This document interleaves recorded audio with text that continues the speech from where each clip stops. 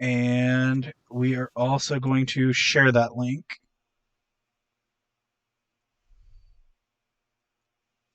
Oh, no, no, no, no. Share. I gotta switch myself to Mario.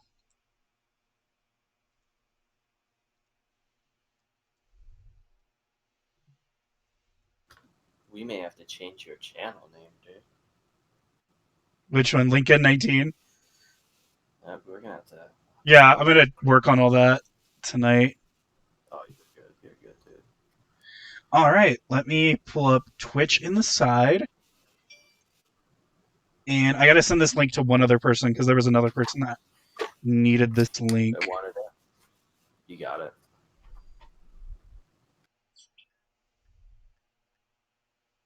It's kind of wild.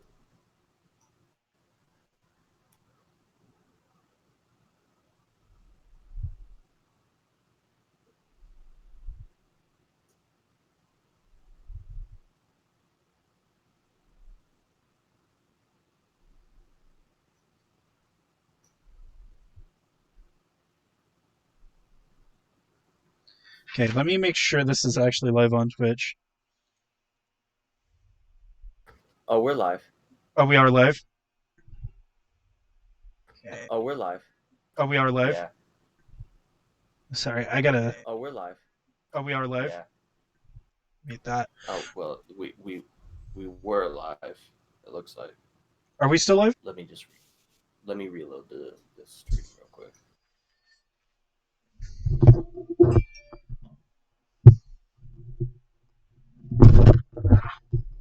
Just gonna take off the hat. I'm just making sure everything is working. I also have this uploaded to Twitter as well. Gotcha. Nice. Yeah. It looks like we're live, bro. All right. One thing. And let's get this started. So, this is episode 1 of Grown Up Gamers. You have your host here, Mario Gillette, and my co host, Kenny. Kenny. So, we're just What's going up, to guys? go over episode 1. This is kind of exciting and new. This is a project we've both been working on for a couple, like, at least a year now.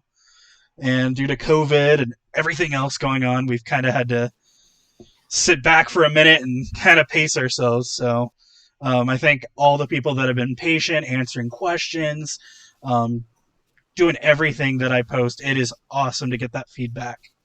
So I'm very Yeah, grateful. the response has been kind of incredible. Just because I mean, realistically, this entire podcast is just an excuse for two dudes who have known each other forever to just kind of sit back and BS about video games all the time. So Right. I mean, it's uh, kind of a dream come true. Yeah, exactly. Like, this is just, to me, this is phenomenal. This is something I've always wanted to do, and I just didn't know if I had the time to do it or when we do it. So today, our first subject, we're going to talk about how video games kind of what video games influenced me and Kenny personally, and we also did some questions with people to see what games influenced them. So it was really interesting to see everyone kind of come from something different, but also come to something similar at the same time. If that makes any sense. Um, Right. Yeah. It was really fascinating to kind of when we did that poll on our Facebook page to see just the different games that people had and why it was so important to them and what it influenced them. And the thing that I found really fascinating is that there's such a broad spectrum now of just like gaming in general, and it offers so many things for so many different people, and it was really cool to kind of see just a group of people be like, oh my gosh, yeah. I mean, if you want to talk about influential games, it's got to be this one. It's got to be this one, which we're going to get into. yeah, But it was so cool to just kind of see that kind of turnout. Just and it wasn't like a slow burn. It was like we posted it, and it's like well, this, and it was so cool. to me, it was exciting because we had people around our age who grew up on like Nintendo and stuff, but then I noticed we have a lot, and this is just page in general, Xbox players. Halo was probably one of the most influential influential. Can I say words? With people, and I thought that was just interesting because Halo did change a generation. It was one of the most crazy shooters for what it was, and it's still big. It's still going. Every kid knows Master Chief. So that to me was interesting because I didn't really have an Xbox growing up. It took me a while to even get a PlayStation 2. If it wasn't for my co-host here, I wouldn't have gotten a PS3. So like, You're yeah, right. it's crazy. Um, so I Yeah, think, the Halo thing is fascinating to me. I mean, it's just because neither of us are really like shooters. yeah, We we've don't do never like the really whole been shooter FPS fans. thing. I mean, other than Call of Duty. But right, um, but it's really cool that like there's a group of people that like really latch on to something that you wouldn't really think um, a lot of people would latch on to. It's a sci-fi shooter, and you would think, oh no, not that's not gonna work. But man, it's just has a cult following. It's Oh a yeah, great game. you I went to can't you went to knock every Halo for party. what it does. You went to any Exactly. party as a kid, and like people were like, "We're playing Halo tonight. We're Yeah. system It linking two it Xboxes." It was every. It was like Mario Kart for us. You know? Oh, I mean, I remember you and I used to go to Digital Lands, and every once in a while we throw down on some Halo, Oh create yeah. some fake usernames, and kind of just mess around and try and snipe people with pistols and silly I re- stuff. So I mean, we're not immune to it, and it was such a great game. But I mean, personally, not really into shooters. More of a fantasy nerd, just like Same. Mario. Yeah. And my I memories mean, with Halo gotta is respect it. was going to what was his name, Nathaniel Murray's house, and Yeah, watching too him young. team kill his own team with like rocket launchers game after Oh game until he god. got kicked. So Yeah, with the username like I am a girl or something yeah, silly. exactly. Just just old school levels of trolling, just classics, you know. That's awesome. So we're just gonna dive into this. I guess we can just kind of start. I'll just give out some Yeah, topics, we and then we'll go. Like I guess we could go back and forth. So yeah, for sure. so for me, games that influenced me, I'll just go over a small list. Um, the Zelda series, loved it. The first time I got Zelda, my brother brought over Ocarina of Time, and I will never forget this because he still hates me to this day for it. Um, I didn't know how to start a new game, and I deleted Oh his no. playthrough, and he was on Ganon. Oh, he reamed my That's ass. cold, dude. That's He came cold. back That's I a mean, couple weeks later and is like, "Where's my save file? Why do I only have 3 rubies or like, the three first things and I'm just becoming an adult?" And I'm like, I don't know. I don't know. So I for don't know why Link is named Mario either. for me, it was RPGs, real time strategies, and as I got older, it switched to Dotas. I guess I should say MOBAs and MMORPGs. The games that like really influenced me were Ocarina of Time, Age of Mythology, Warcraft 2 was my shit. Warcraft 3. Um, this is an old Nintendo game that I don't know if many people remember. It was called Battle Tanks. It was a arena Ah, tank shooter that was just crazy. Sonic the Hedgehog, um, Sonic. the Super Star Wars series, which was on the Super Nintendo. They were really good, Mm-hmm. and they brought them back for the PlayStation 3, and I thought that was phenomenal. You gotta, you Did gotta, not know that. you gotta love Lord of the Rings: Battle for Middle Earth 1 and 2. Some of the greatest real-time strategies I've ever played because I'm a huge. Me and Ken Love are it. both huge Tolkien fans. Uh, um, and then it was Final Fantasy Tactics, Kingdom Hearts 1 and 2, and yeah, those were some of the biggest games that I think kind of influenced me.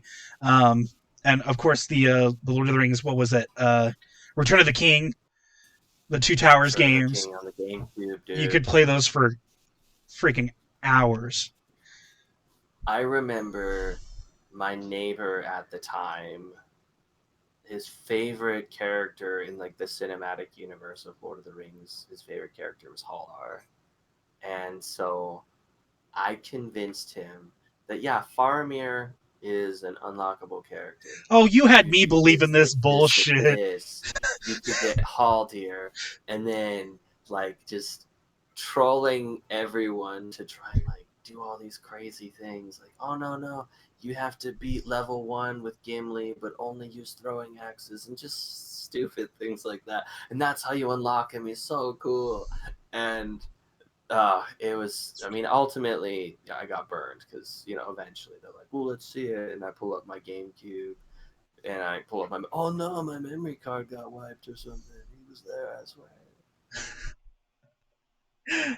So, That was those such are an those are asshole. some of mine. What are some that really influenced you? I'm So curious. for me, I've got some oldies but goodies. Like um, I started gaming around the Super Nintendo as well. Couple things like Super Mario All Stars, which there's a new one out now. There's some controversy Ooh. around it. We might talk about it later. But Super Mario All Stars, I remember playing that and just being kind of blown away at the Now, is fact that, that if there I were may ask, is so that the many one where games you in one picked the console. characters? I mean, cartridge. Was All So Star the Super one where you Mario All picked up, Stars. where you had like Luigi, Peach, Toad, or am I thinking of a different one? So Super Mario All Star it's very similar to the one that just came out recently, where they take like a bunch of really good Mario games and put them all on one console. This Oh, thing had OG Super Mario, Super Mario World 3, and just a couple like just really good ones. I can pull up a full list for you, no, but I that's just awesome. remember, and I know you can attest to this, but like I remember really, really kind of growing to resent the original Mario game specifically for one reason and one reason only. And that was because that game, if you don't, it doesn't, it's not like new Mario games where it's like you play a level, next player two plays the level, and you flip flop between the two. But you play a level and you just keep playing until you die. And my older brother is incredibly good at old school platformers and stuff. And I know Mario and I have both just kind of sat back and be like, "Hey, you want to play old school Mario?" And it's more of like, "Hey, do you want to watch me beat old school Mario?" And you're like, And I'll "Perfect, attest to this. sounds like fun." The first time Jake was like, "Hey, do you want to play a Mario Super Mario with me?" I'm like, "Yeah, sure." And I'm like, "Okay, I'll pick player two." So I I didn't understand at the time how it worked, and so he just literally almost beats the entire game. And by the time he gets to a hard level, it's my turn to play, and I'm like, Yeah, I don't yeah. know what I Oh do. I boy. don't know what I'm doing I mean, and there's a couple things to that. Like, because he was obviously, it was so good super at it. irritating. It's super irritating because you're just like sitting there, and sometimes he'd be such an asshole about it, and he wouldn't even do like world warps or anything like that. But even when he He's in did, chat it too. was just it. Subject, I'm burning you right now, but I'm kind of complimenting you. Don't worry about it. But he was so good at it that it was just like watching him and then going back to player two, me, Luigi, and being so frustrated because I'm like, wow, I will never be that good. I will never be that good. But at the same time, it's what really like pushed me to get better at gaming. Yeah. It is just kind of and watching him and like figuring out the timing and stuff like that is what really it's like that's what lit the spark for me, especially like when we got the 64. I mean, the Super Nintendo, it kind of got relegated to the bench. And by that, I mean, I ended up really playing a lot of the Super Nintendo. And that's when I really started like dig into games like Link to the Past and stuff like that. And I Link to the absolutely love Past, that game. yes. Love that game. Hated it because literally it was just kind of like me watching. And I sucked at it. So it was like I'd die all the time. And then I watched my brother and our friend growing up, Trevor, they would play it and just go through it, beat all the dungeons and stuff, and I'm back there like I have no idea. I don't even know what the hell I'm doing. But yeah, the Super Mario thing. I mean, huge influence on my life. I absolutely love Super Mario World 3. That was kind of a game changer for me. I remember that's kind of where I found like the frog suit. That was super cool. The And I remember Tanuki. my brother and I, like once I got a little older, we started getting so good at those Super Mario games Oh, because I mean I got I to can actually attest to that. just You guys were dominate them. both. I dominate them, and we got so good that we started doing like challenge runs. And the reason like I'm frog suit online for a lot of the things that I do and like my gamer tag and stuff is we did a challenge run where we would go through all the worlds till we got to the world where we could get the frog suit, and we just get a bunch of them, and then we would warp to the last world, make it all the way to the Bowser, the last castle, and it's like do it with a frog suit, and it was so awesome and so stressful. It's like there are no trophies involved. There's nothing. There's no payoff, but it was just so cool. And I remember finally doing that, and I was like, dude, I'm Frog Stu Kenny. That's me for the rest of That's my your life. persona, and I remember that persona on Xbox. I remember it on Because PlayStation. yeah, and the thing is, like the frog suit in water levels is beast. You swim so fast all over the place, but on land you just kind of like hop around. You have really high jumps, but you just kind of like work, work all over the place. And so that was kind of like it was super influential. The Mario games, like I'll always have a soft spot for them, even though right now I'm a little disappointed with some of the Mario games. But Yeah, it is what Jake. it is. Jake in chat said it was kind of like the Nuzlocke challenge with you guys for Mario games. Dude, yeah, seriously, Mario, like that's how we did it. It was like we had to find ways to keep it interesting because we didn't always have such like a massive game collection and access to so many games, especially living in such a remote town where the games that were on the shelf were going to be the games that are on the shelf for the next year, Yeah, unless something sold out and then you maybe get a new game. So the options for us were so limited. So the games that we just played crap out of them. We played them day and night all the time, and it was so much fun. And yeah, I mean honestly that was a huge influence on me because it was just like for sure. watching my brother play Mario is what really got me to realize like you got to respect the grind. Like if you want to be good, you gotta practice, you gotta play it, and like watching him play is what really like it's like okay, figuring And out the timing because I used to be like, oh man, Mario, playing video games, it's fun and stuff, and it is super fun, but taking it to the next level completely unnecessarily most of the time and between he and I. I can speak from the heart here. Personally, I looked up to both of you guys. I thought you guys were amazing at games. Like if it came to a fighting game, I was like, oh fuck, I'm not winning. If it was Mortal Kombat, oh hell no. If it was Street Fighter and Kenny, no, you ain't winning unless Kenny lets you win. Marvel vs. Capcom, and maybe. And the thing with me with fighting games, because those are those used to be so important to me, is everything was earned. Like I'm never gonna throw around. I'm never gonna cheat you because then you don't want to be like, oh I beat you, and I'd be like, yeah, I took it easy on you, or yeah, I used this Yeah, person, I didn't use this special. But like, no, no, no, no, no, no, you beat me fair and square.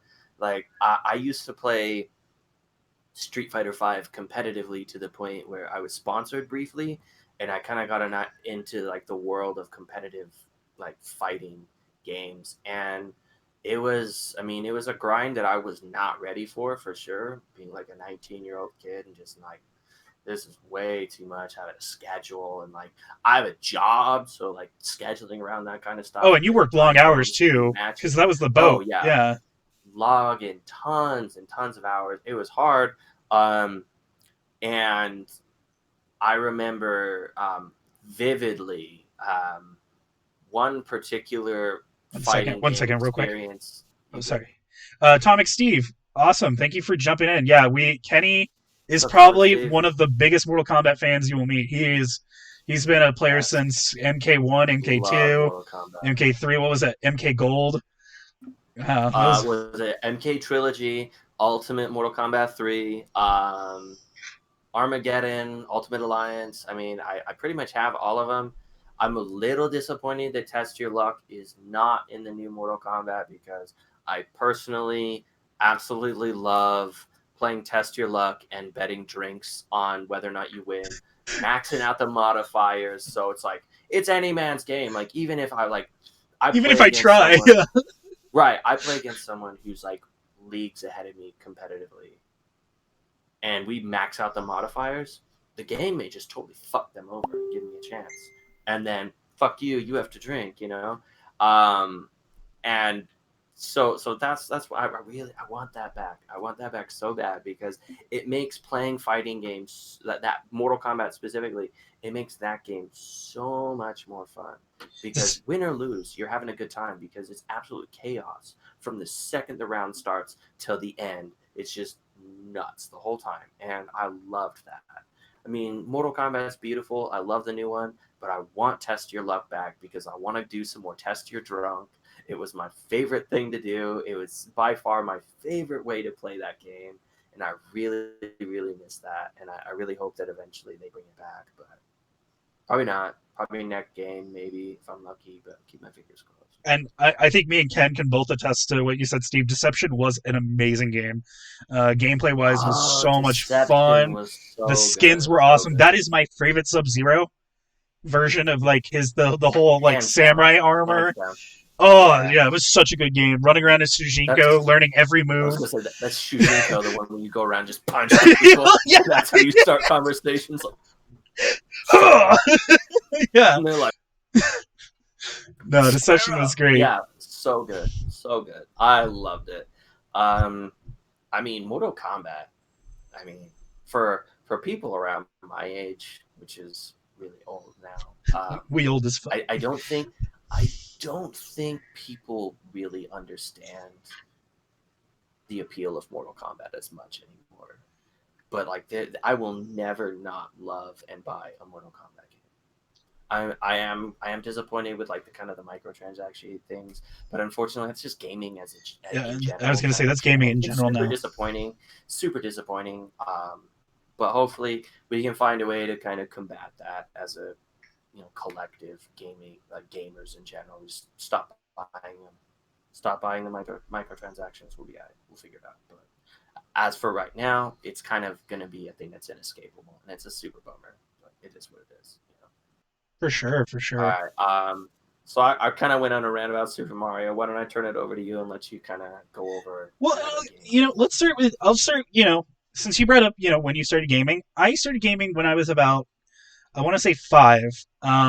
This was before my adoption for foster care. I was living with my mom, and me and my brother Angelo had a Sega Genesis. Um, I played games like I don't know if people know this game, but it was a game called Bugsby. It was kind of like a rip off Mario where you're like a cat. Um, and Yep. yeah, Bugsby, and what was the other one? There was another one I really liked. Earthworm Jim. Earthworm Jim was so much fun to me. Um, then we had Mortal Kombat and Super Street Fighter 2. And I hated Mortal Kombat as a kid because my brother knew all the moves and I didn't. So it used to piss me off because he was so good at it. But when it came to like Street Fighter, I didn't even have to try. You just power slide as M Bison and no one's getting past you. But then I learned how to play Sub Zero. And that's when the game changed. I was like, you know what? Down forward X, just keep them frozen, run over, uppercut. It's like when someone plays Scorpion and they just harpoon uppercut, and it pissed my brother Harpoon off. uppercut teleport punch. Okay. Yeah. So, do you remember coming over to my house and we had a whole booklet printed off of like I don't even remember what website it was, but we had every single Oh special yeah, move you guys printed had a off cheat of sheet for every every character. fatality, every because you had MK Trilogy, which had every character. Yes. It was like equivalent to Armageddon, but old school. So it had Motoro, it Yeah. had Goro, it had Kentaro. You could play as anyone, and you literally had this booklet just with like everyone's move, everyone's fatality. I would pick up a character and like, oh, you want to back forward this, and you'll do that.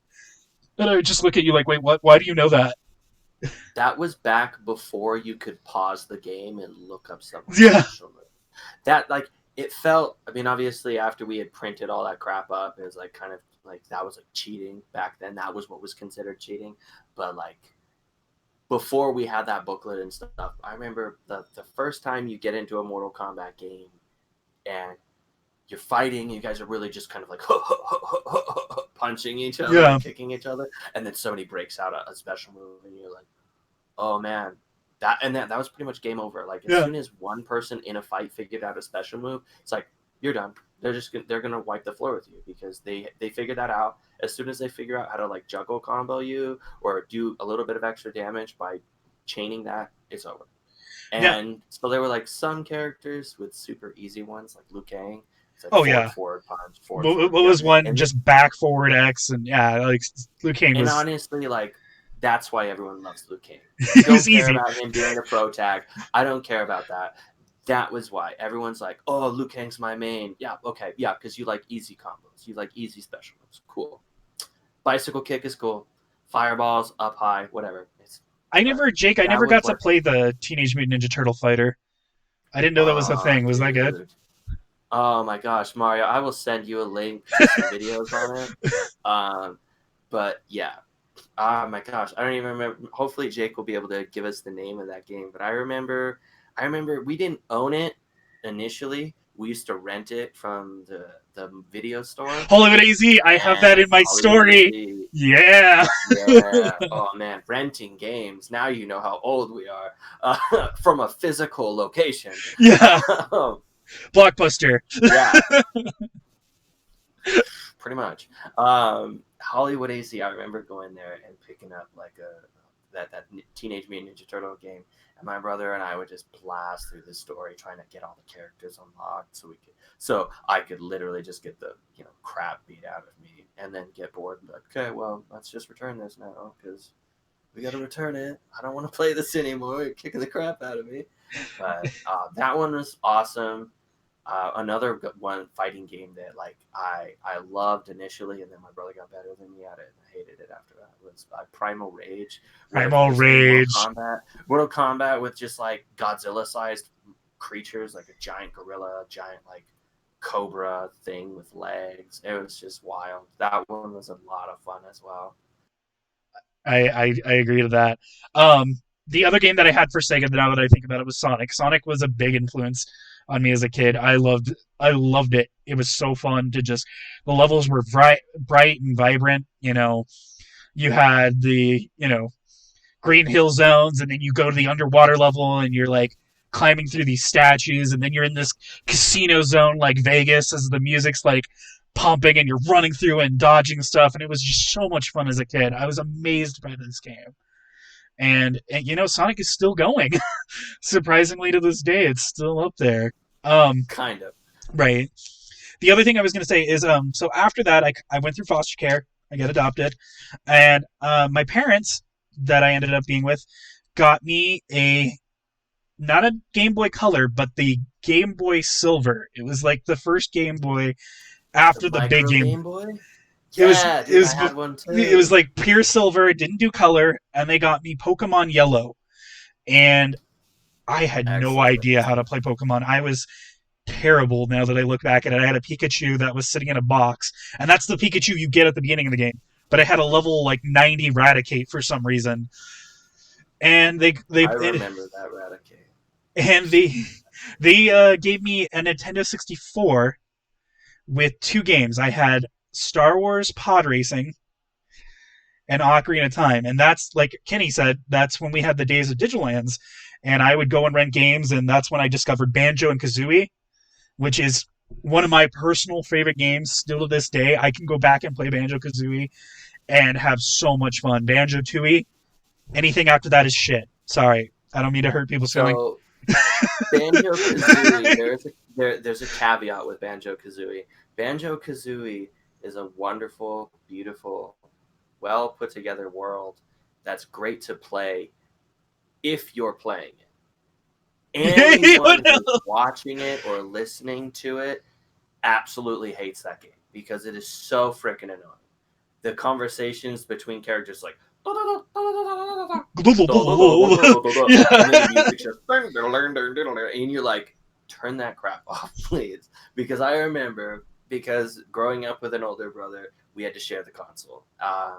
So I remember absolutely hating that game so much because I hadn't had a chance to play it. And then when I played it, I was like, this is freaking awesome. Why was I hating on this so much? But simultaneously, you know, Yeah. I am aware of how annoying that game is if you're not playing it. Because I mean, when you're playing it, all of it's just like, oh yeah, I just love the standardized music of that game. It's conversation, so the levels music. are so pretty. Like Rare does a good job at making good games. I mean, I had Donkey Kong 64, They made um, Perfect Dark too. Perfect Dark. Another really good like GoldenEye This esque game, 64 game with yeah. aliens. And the other game that the series that I fell in love with was Bomberman. Bomberman was extremely fun for me, and it was Bomberman 64.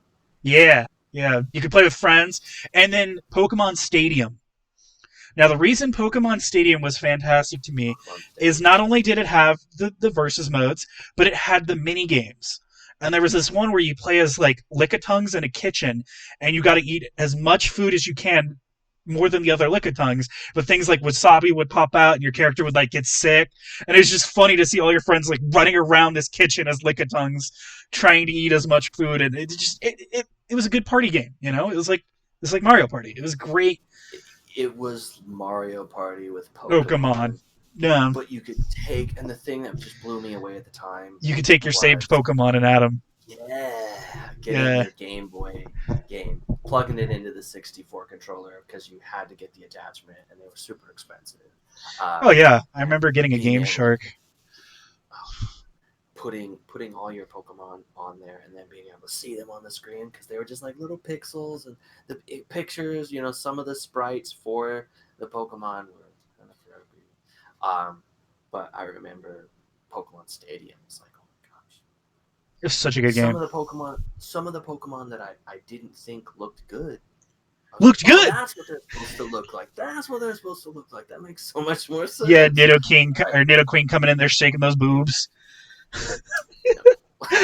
no, Uh, but yeah, that Pokemon Stadium was awesome. Pokemon in general just kind of like took the United States by storm, I kind of the world in general. and I feel like Um, Pokemon really influenced you because you're still to this day a very avid Pokemon player. You and Jake are both very good when it comes to competitive Pokemon. yeah, and the interesting thing about Pokemon, it's on my list. And a couple other people I didn't mean mentioned to just bring it up Pokemon. like sorry. Oh no, you're good. I mean, you're checking off the list on my end anyway. The funny thing about Pokemon is, I believe we got it for Christmas. My parents were kind of bad about like this goes in this stocking and this goes into this stocking. But anyway, my brother got red version and I got blue version, and I picked Charmander and he picked Squirtle. That was just always kind of funny, and I remember we were like trying to like I was so bad at it, like literally like a level 80 Charizard, and like level 25 rest of my party. I Yeah, didn't even have to that's play those games. It's like until I had an idea of like what was going on. It's like get a Charizard, blast through everything, get a Vaporeon because I thought it was cool. And that was about it. That was the length of what I was willing to deal with. for sure, Um, for sure. and for me, um, it just that particular game was so much fun, and it really just kind of changed how you played games because it was such a good game to just play on handheld. I still play to this day pretty regularly. I'm not a huge fan of some of the changes that they've made, but they've definitely made competitive significantly easier to get into, and I can respect that. As someone who used to like grind it out and breed Pokemon because everything had to be legit, and I hated the fact that legendaries were even involved in competitive play. Personally, thought that they shouldn't be involved at all. But like, I really like the direction that they're going to try and involve as many people as possible for competitive. Um, and just Pokemon in general. They figured it out. I really wish that maybe they would make things a little bit more complicated, game it fleshed out a little bit more. But for what it is, it's awesome. It's a wonderful RPG. There's so much to do. All of the characters are lots of fun. There are some characters that you're not personally going to love, but it may be someone else's favorite, and I think that's the beauty of it. Is And on what you said there, I want to actually, I plan to do a session soon with this, is talking about how games have become um, the differ between competitive and casual. Because a lot of games, even yeah, like, for example, me, I played World of Warcraft since launch. It's been 12 years now. I'm still playing it, and they change things that make it seem easier to some and harder to others. And I think it's crazy how games do that. The meta shifts, and it goes from competitive to casual very frequently, it seems like nowadays, because they want everyone to feel included. But it also takes away that um, uniqueness, like you said. You don't feel as right, unique and when everything's casual. that's the kind of the thing like with Pokemon is it's you get two Pokemon and you have to breed them together and then take them somewhere else to get their stats checked or their individual values, and then you find out, okay, this and this are perfect, which means I then need to take this one, breed it with this one until I get another optimal pairing, and then just kind of go down that list until you get the exact one that you want. Then you have to go into effort values and max those out specifically how you need it. And now it's so much easier, which is super cool because I mean I have a kid now, so I can't spend 3 or 4 days to get one competitive Pokemon. Right. Um, and also, I mean, the cool thing is it's brought in shiny hunters on the competitive scene, because I'm sorry, but the odds of back then obviously the odds of a competitively bred perfect, ready to go, shiny Pokemon, so minuscule. There's just no fucking way. And it 99% of the time, if someone's bringing a shiny to a competitive match, it's probably hacked. And now, I mean, honestly, I got a shiny Charmander a couple months back, and I bred it up. I was honestly not even breeding for stats or anything, just wanted the shiny because it's wicked Yeah. cool. I got it all set up, and then all I needed to do is like get it to level 100, which now they've made so much easier. Instead of grinding it out for hours and hours, you do raid battles, you get these candies, you feed them the candies, give them the Beatus, 100, level 100, you give them a bottle cap, then they're ready to go. They're ready to rock, and that was super cool. I was like, okay, cool. Now I have a shiny Charizard, which like everyone who does shiny hunting probably has one, but I mean, I'm pretty new to it. I don't really have time to do like competitive anymore. So shiny hunting's kind of fun. It just gives me something to do to Yeah, keep it adds some involved more in the fun. scene. And there are some really cool shinies that like I used to hate on shinies pretty hard because when I was competitively breeding Pokemon and I would battle other people, like in tournaments and stuff, and they bring a shiny, I'm always like, you just hacked this. Come on, man. Like I worked so Oh, hard, hard to get this. soft resetting legendaries, breeding out my Pokemon, getting the EVs, the IVs as perfect as I needed them, and then you just hack it in 20 minutes before we have to play, and it's kind of like devalues all the work that I did. Right. And now, I mean, it feels like wide open. So much ease of access means now it's not just the same group of people who are always going to be competing in the tournaments against each other. Now there's just such a broad playing field, and it feels so much more open now. And I really like that. And I know a lot of competitive games are going that way, where they're just like, um, it's great, but they also take the complexity out of it to do that, and that's a little frustrating. But I mean, that's kind of how gaming is going right now. Is you gotta make it as easy to approach as possible to make sure that everyone enjoys Can it, feel which is included. Yeah, and cool. I understand that. Yeah, it's cool, but at the same time, for people who like me who've been playing Pokemon for years, Tryhards. or like you with Yeah. World of Warcraft, yeah, so us go hards, us try hards, the people who played so hard for so long, it's just super disappointing when you're like, man, all of this work to get all these like competitive bred Pokemon that now I moved from my Pokemon bank to Pokemon Home onto Pokemon Sword and Shield.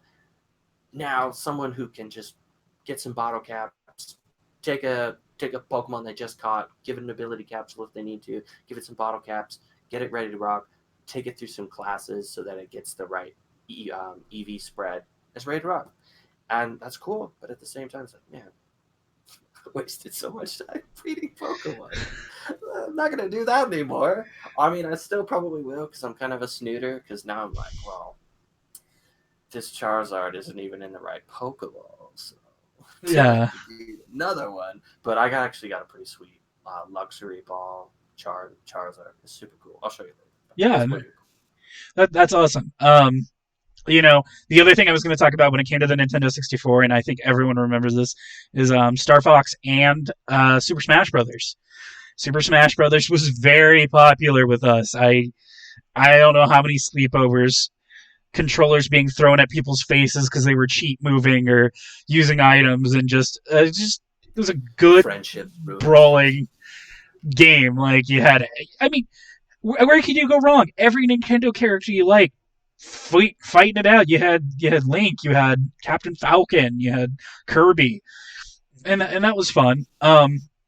As I shifted from that, I actually didn't end up getting a new system for a long time. I think when the PS2 was coming out, I finally got a PlayStation 1, and I spent most of my time going to Kenny's house because he had a PS2. But I had Spyro. Spyro 1, Spyro 2, Ripto's Rage, and then Spyro 3. And Dragon. those were some of the first games I've ever tried to 100% because I was so determined. I had so much fun with the Spyro series. Oh, Spyro was really great. well done. Really well done. No, the other thing I'm going to backtrack real quick because I forgot to mention this. The other system we had in the house was a Windows 92 computer. And I had 3 games on that computer. And I'm just double checking that I wrote these.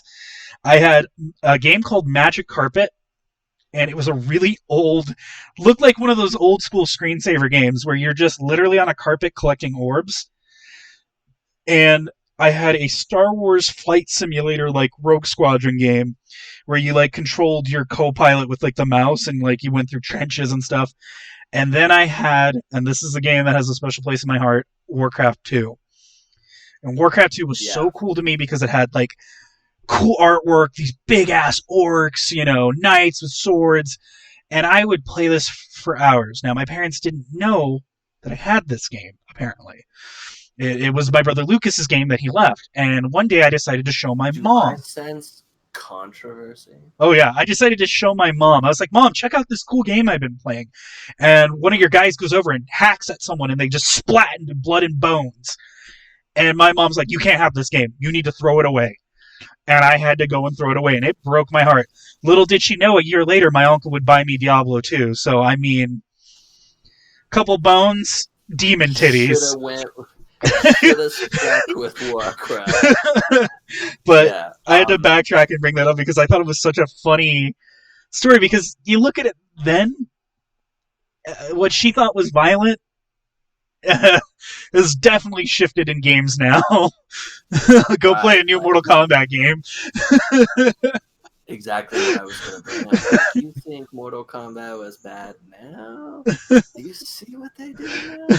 Just eviscerate each other and keep fighting. What was the one where Ermac just like pulls your insides out and then ties him in a knot? Yeah, and then just drops him. I was just like casual, no big deal. So another day in the office for Ermac. So that was one that, yeah. No, you're good. I was just the RTSs, man. There are some really, really good ones. Oh, Age of Mythology, still to this day, is one of my favorite real-time strategies. You throw in Egyptian, Norse, Greek mythology, I'm going to play the shit out of it. Yeah, I had so much fun. I remember just at school, there was such a huge fight between Age of Empires and Age of Mythology. Age of Mythology was all cartoony and like had mythical creatures and stuff, and then Age of Empires was like grounded modern civilizations. As far as I can remember. Yeah. Right. And I remember I had Age of Empires, and if I remember correctly, you had Age of Mythology, and we were talking about playing this game at school, and I swore that we were playing the same game, and I was so annoyed. And I'm like, how come he's got like Anubis and I'm over here like farming. What You is had going samurais, on? okay? That was true. That's true. And That's and true. I don't know if you remember the days of Stronghold and Oh my gosh. burning I trenches. love, oh my gosh, just setting up a bunch of pitch and then lighting it on fire. My favorite thing about Stronghold, and it's a memory that sticks with me today, is for some reason, amongst the people that play this game with me, everyone else sucks at it, and I don't. For some reason, I remember like here I am like at my house. I'm playing on my computer. Mario's watching me play, and he's like, "Oh man, this looks really cool. Can I try it?" And I'm like, "Yeah." And I'm giving him some pointers on like, okay, so like Stronghold is a medieval game where you have to balance warfare with economy. It's just typical RTS stuff.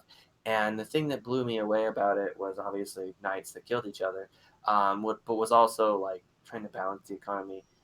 And everyone that I've shown that game to, their people hate them.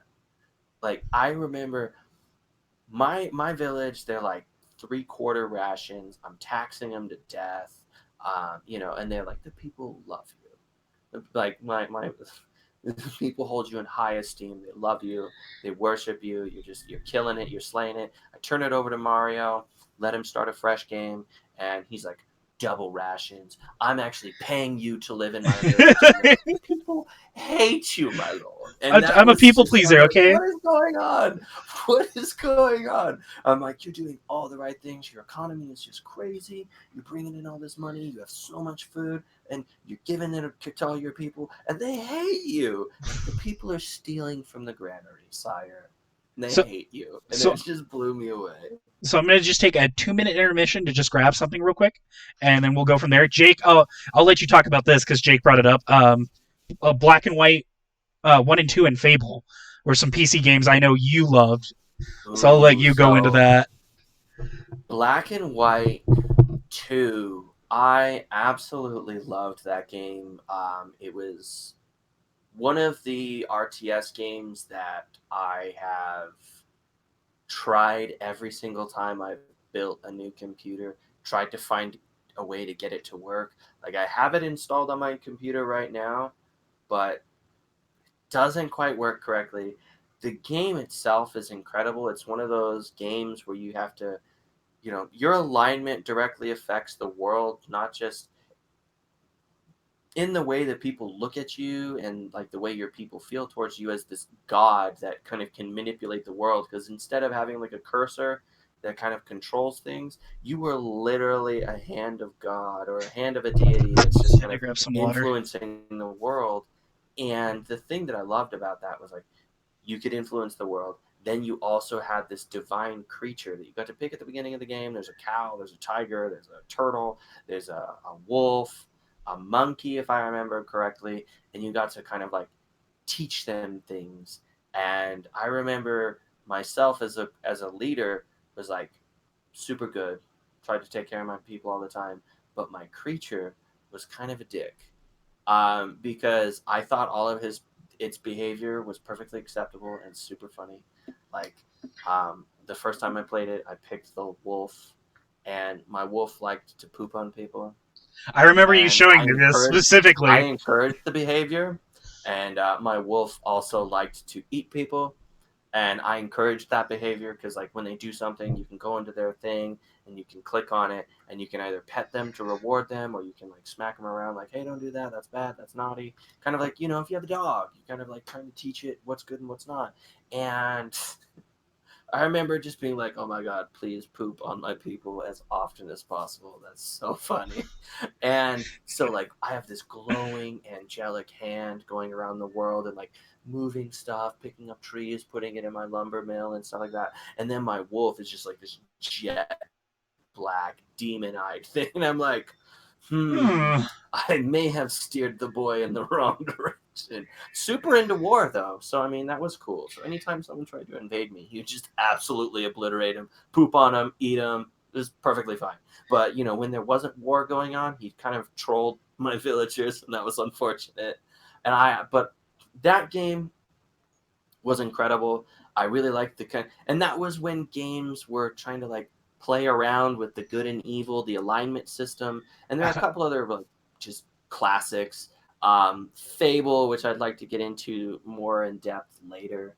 I'm actually going to And talk then about a memory. also Bard's Tale. Bard's Tale. That game where they had kind of a good and evil system, but it was a little skewed. I love that game. Again, it's in my Steam library. I have to have it. It's been such a long time since I've played it. It definitely feels pretty old, but I would love if they were to just take. I mean, now is a perfect time to give us an like HD to exist. Oh yeah, I mean, because it's such a game that when it came out, a lot of parents weren't okay with it because literally on the cover it says a quest for coin and cleavage, which back then super bad. Now, I mean, it would sell like hotcakes. It's such a fun game. It's definitely one of those that I strongly recommend if you have time to burn and you're okay with kind of like a retro-y kind of game. Definitely check it out. Super good. Yeah, 10 out of 10. As far as like Black and White 2, unfortunately, Lionhead Studio, I don't even know where you'd go to pick it up. But I mean, if you can find it online. Well, didn't Lionhead also do Fable or no? They did, yeah. Fable is another one that they did. And I mean, honestly, that was a studio that I played a lot of their games because I really liked it. I'll answer your question, Jake, and then I want to go over a memory that I think is crucial to this. My thoughts on Kingdom of Amalur coming back to HD. I'm excited. I haven't bought it yet, just because I don't really feel like dropping $40 on a game again. I'm a cheap ass when it comes to games. Like, I have to really, really want it. But I am excited to see it come back because I remember Kingdoms of Amalur being fantastic. I think Kenny stated that it just came out at the wrong time. Yeah, it came out around the time that Skyrim existed, and I'm sorry, brother, sorry, if you're an RPG, you came out around the time Skyrim came out. You dropped the ball. And the thing is that like it falls into a really weird category where it's like it's not as dark and gritty like Skyrim is. It's very bright and colorful and pretty and like high fantasy, which is totally my cup of tea now. But at the time, Skyrim, I'm sorry, but yeah, I believe the Dragonborn DLC came out right around the same time, and it's like, I'm sorry, but Skyrim. And I remember both of us picked it up. We really enjoyed it. We played a lot of it, but at the same time, Skyrim. Sorry, I love that game. It's on my top 10 list. It's the best. I to this day still play it pretty regularly. I will never uninstall either Skyrim or Special Edition ever. But Kingdoms of Amalur, I'm disappointed that when it came out, it didn't get the play that it should. It's a really solid RPG. It's not like AAA quality, but it has some great systems going on. It has a lot of fun. It's super cool, super colorful. I'm glad that, maybe this re-release is going to spark up some interest.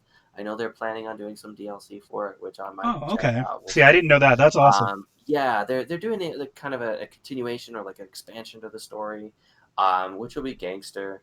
I just really hope that this opens the door for maybe Kingdoms of Amalur 2. Right. Because I feel like the Re-Reckoning, if you already have Kingdoms of Amalur like on your Steam library or you have it on console or whatever, it's not worth picking up. It's not. Now, wasn't the artwork done by Todd McFarlane too? It was, yes. Oh, okay. They took a bunch of heavy hitters, put them all in a room, and just banged out just a really, really solid game. For those of you who don't know, Todd McFarlane did Spawn and Venom. He's a really good artist. Yeah. And lives in Arizona. Took over for Spider-Man for a while, and if back in our day, anytime we went to visit Jake while he was at ASU, we always had to go to the McFarlane store. Unfortunately, we were also broke, so we never bought anything. Yeah, that was just how it was. Had to go, couldn't buy anything. Those Spawn statues, man. I wanted to go over a memory I want to go over a memory that I think needs to get put out here. So when I got the Nintendo, this is the same time I actually met Kenny. I was 6. I was 6. My parents had babysit him and Jake when they were younger, but they never told me about him. One time I was sitting in my house and we had one of those, you guys remember those old projection TVs? And I was playing Tony Hawk's Pro Skater. And I guess Kenny's grandma had lived around the corner from us. And so Kenny was walking back and just saw me playing video games through the through our window, because we had a big ass window in the front of our house, so you could see the living room. And he just comes in, he's like, "Hey, what are you playing?" And I'm like, "Oh, I'm playing Tony Hawk's Pro Skater. You want to join me?" And my mom comes out and she's like, "Oh, Kenny, I didn't know you were here." And after that, it was just done. We just always hung out, always played video games. It all started over Tony Hawk Pro Skater. Yeah, dude, Surprisingly. I'll expand on that story, right? The interesting thing about that is, yeah, like I remember, like kind of my second home for a really long time was your parents' house. And the interesting thing was that, like, I saw you were playing video games, and I was so comfortable, as I just kind of like walked in. Yeah, you just literally walked. And the interesting thing is, like, Mario and I knew of each other at school, but we didn't particularly like each other. We had similar friend group, but we didn't really like get along all that well because both of us are kind of jerks. Like realistically, that's kind of the problem. And I do remember just kind of like seeing you play, and I was like, oh my gosh. And I walk in, and I was like, oh man, let's play, because I used to play with my brother all the time. And I'm like, he's like, Mario's like, I only have one controller though, so like we race up the streets of my house, and my parents weren't home at the time, and my brother and I were supposed to be staying at my grandma's house, but I just kind of like dipped. And so we like break into my house through the dog door, grab a 64 controller, sprint up the street, and then we come in, and your brother Henry is like, wait, what are you doing? It's like, did you bring a controller to play video games?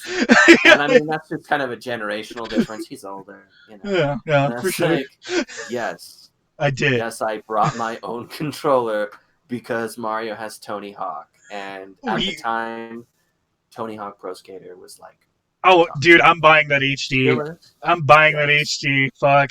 Yeah, definitely. Tony Hawk's Pro Skater, that was my shit as a kid. But that's where we met, and it's funny because after that we clicked. Like, we would hang out all the time. We'd play video games. My parents practically thought I lived at his house on the weekends. If it was a weekend, I was, and then it's funny because, how's it going, Amy? After that, what's up, Amy? I got a PlayStation 1, and Jake, I'm not attacking you, okay? But this is my memory of you. It's very scarring to me. I come over with Kenny, and Kenny's just trying to show me his games, and you come out with your shirt tucked in, some shorts, big old glasses with like the protector around them, and braces, and you're just like, hey, let me kick your friend's ass at Dragon Ball Z. And I'm like, who the fuck was that? I'm like, yeah, get out of my room. I was embarrassed me in front of my friends. And that was my first memory of Jake. Little kid problems. And then my other memory was I was hanging out at the neighbor's house, Sam, and you guys were playing Yu-Gi-Oh! On the trampoline, but like beating the crap out of each other. So your brother was like, dark, or like flame attack, and he like swings at you, and you're like, dark magic attack, and you like shove him to the ground, and I'm like, what are they beating each other up? The trampoline was the shadow realm, bro. You catch hands in the shadow realm. So that will always be my memory of Jake, and we all clicked. Like, we all played video games. And Jake, I'm gonna stop you right now. Don't bring up Battlefront. I'm still scarred from playing Star Wars Battlefront with you. Being sniped into a corner on my spawn because the spawn was broken in that game was hurtful, and I still get PTSD from it. He literally brings that up. Star Wars Battlefront, though. Star Wars Battlefront 1 and 2. Oh, such good games. The original Battlefront games were so much fun, and I would play it at Digilands. And as we shift away from the PS1, that's when, and if people still remember, a cyber cafe opened up in town called Digilands. And that's where I discovered my love for PC gaming, or PC games. I had already played some, but that's where you had Lord of the Rings, Battle for Middle-earth, you had Counter-Strike, Unreal Tournament, a great shooter. Unreal, yeah. Yeah, Unreal Tournament was brutal. The thing that kind of bummed me out about, like, missing out on so many great games was because I had like a dumpster for a PC. right? And So then Digiland's kind of bridged that for us. Digital Lands filled that gap. And I remember like cool all nighter events and stuff where you got to go and Tournaments. hang out, tournaments all night. And that was like my first real experience with like an all nighter with like a huge group of people. And I remember you and I went to our first all nighter, and I was in this. They did a Dawn of War tournament, Yeah. and it was Warhammer. me and this one other dude, and we were the only ones left. And I'm building all these turrets around my base, building my army, building my army, building my army, and I'm thinking like, oh man, he's probably doing the same thing. I'm probably got him so intimidated because like he just can't get in my base. And man, was I wrong. He wasn't even really playing anymore. He was just kind of like chatting with people and hanging out and still just destroying me. It's like, oh my gosh, I need to get good at this game, man. And I think I love Digiland's because we had what Taco Bell and KFC across the street, so like our parents I could leave us there all weekend. We just go grab some KFC snackers, get some tacos, come back, and I remember right. I remember this is the time Battlefield Middle Earth One came around, and Battlefield Middle Earth One is probably one of the best games I've ever played. It's a real time strategy game based on the Lord of the Rings, specifically the Peter Jackson franchise, and me and Kenny had entered. This is my memory. Me and Kenny had entered a tournament as a team, and we were both playing as Isengard. Um, Yeah, Gondor had Gandalf, and Gandalf had this ability called Word of Power at level 10, and basically what it did was he'd wipe the field. So it was really funny. So I built this massive army, and me and Kenny were like, okay, what's the plan here? What's the game? You know, he's got a lot of guys. He's got Gandalf in the center. Kenny's like, send your army in. I'm like, but what's the point? And he's like, just send your army in. So I send my army in. You know, they kill about half his men, and then they all die. And I'm like, I don't know what the point was that. And the guy's like laughing. He's like, man, that was a weak attempt. And then all of a sudden, I see Kenny's like lurts. Word of Power your whole army. Kenny's lurts come out of the forest. Crippling shot is Gandalf because he could like cripple heroes, and like Kenny's army just come out of the bushes, and the guy's just like, "What the?" Yeah, Word of Power was on cooldown, homie. You didn't have a chance. I mean, obviously, it was kind of unfortunate that I had to sack your whole army, but I wasn't sacking my army. Sorry. It was, but we won that tournament, and it was fun to me. That was cool, you know. That was what it took, is because like it was a huge tournament, and there were a bunch of teams, and I remember, was it like eight players, Yeah, 4 teams, and these people had systematically gone across the map and taken everyone else. yeah. out, Me and Kenny had been just like holding. We were just holding the line because everyone was like, "Oh, these 2 young kids, let's just obliterate them," and just we would not go down. I remember like just really being like entrenched, like we're not gonna quit. Like everyone else just kind of gave up and let these people destroy them because they had like Aragorn level 10 and Gandalf level 10 and Faramir was just plank and we're like, no, we're just gonna hold the line here, and we ultimately just like that was our game plan. It was like, okay, Mario, don't worry about upgrading your units. Just go in there, do as much damage as you can, and then immediately start building a backup army. Upgrade those guys. Yeah, Because we need to trick these people into thinking that we're dumb, and we send a full army at them, not upgraded or anything. We send them in there. They take a good chunk of their army out. He does Word of Power, wipes Mario's unupgraded army out, and then I just come over the hill with my upgraded Lurtz, level 10, cripple shot, take this Gandalf down. And Gandalf was their ace. Like, and he was so once he was dead, yeah, he was a broken champ. He could fight the Belrog. If the enemy spawned a Belrog, Gandalf was the only hero that could fight him. It was dumb. Yeah. And so we had to wait it out, and that was like the ultimate strategy. And then that was like, and then all of a sudden, like everyone there was like, "Oh, let's play it." And we're like, God, dude, we just literally played like like a long round. Yeah. We're done for a while, guys. Like I need a. And everyone was so competitive there, and I love Digilands because they also had snacks, so you get soda, you know. It was a great place, and it's where like I said, I learned a lot of the games I loved, like Unreal Tournament. Another good one, Age of Mythology was there. and your boy loves Age of Mythology, and it was just it was a good atmosphere. A lot of those kids I still know to this day. A lot of these people I know, and it was awesome. And like I said, we had fast food chains right across the street. Those are the days of KFC for those who remember. Yeah, and that's it. I mean, Oh, and definitely. I Skylar. mean, I fucking loved Skylar, Skylar. Skylar was Skylar. Yeah, awesome. I used to I watch him play remember. World of Warcraft and do arena tournaments. He was Yeah, so good. he was so good. Leet. um, I mean, World of Warcraft was never my cup of tea, but I remember just like always being in there, and there were always people playing WoW, always playing WoW, and that was such a huge like cultural influence, and it still is. Not quite as prominent as it was, but man, I remember World of Warcraft just kind of had a way of like getting so many different people interested, people you wouldn't think play World of Warcraft, and that was so cool. So I respected it, but Yeah. MMOs are kind of a struggle for me because if I'm gonna play a game, I want to just be like find a way to be like the best at everything. And So I MMOs, that you're never gonna do that, never, so unless you just commit 100%. I want to go over some comments real quick. Yeah, I interviewed a few people, and as we progress through our influences, I'd like to go over their stuff because I thought it was really cool. Um, first, I interviewed Cody Nelson. For those who don't remember, we went to high school with him.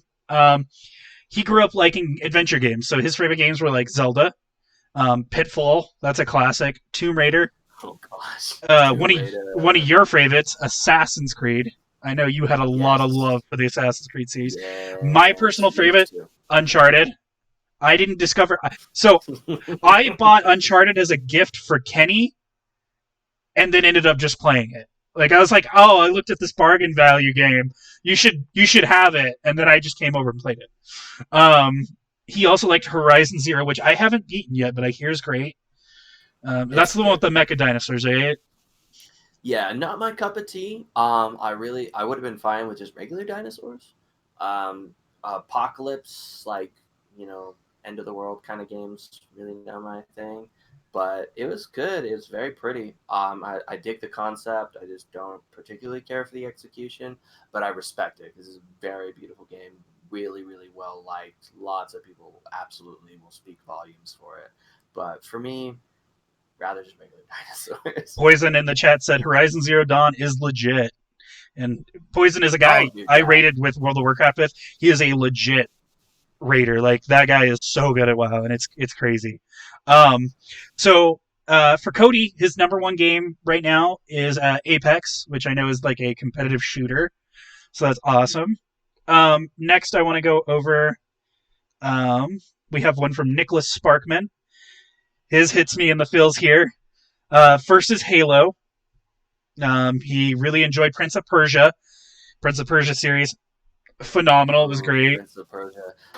Dude, have you seen the remaster? I heard they're doing a remastered. Dude, what happened? We'll talk about it later. We'll talk about it later. But, dude, what the hell Oh, happened? and Steve Somebody messed up. Steve is on an Assassin's Creed binge right now. Steve, personally, right now, I'm playing Odyssey, and I think it is a beautiful game. I love Greek mythology. I love Greek history. So for me, it is so much fun. And then the next one Right is now, this yeah. is gonna hit me and Kenny. Rock Band 1 and 2. Now, me and Kenny played Rock Band 1 and 2 like it was a religion.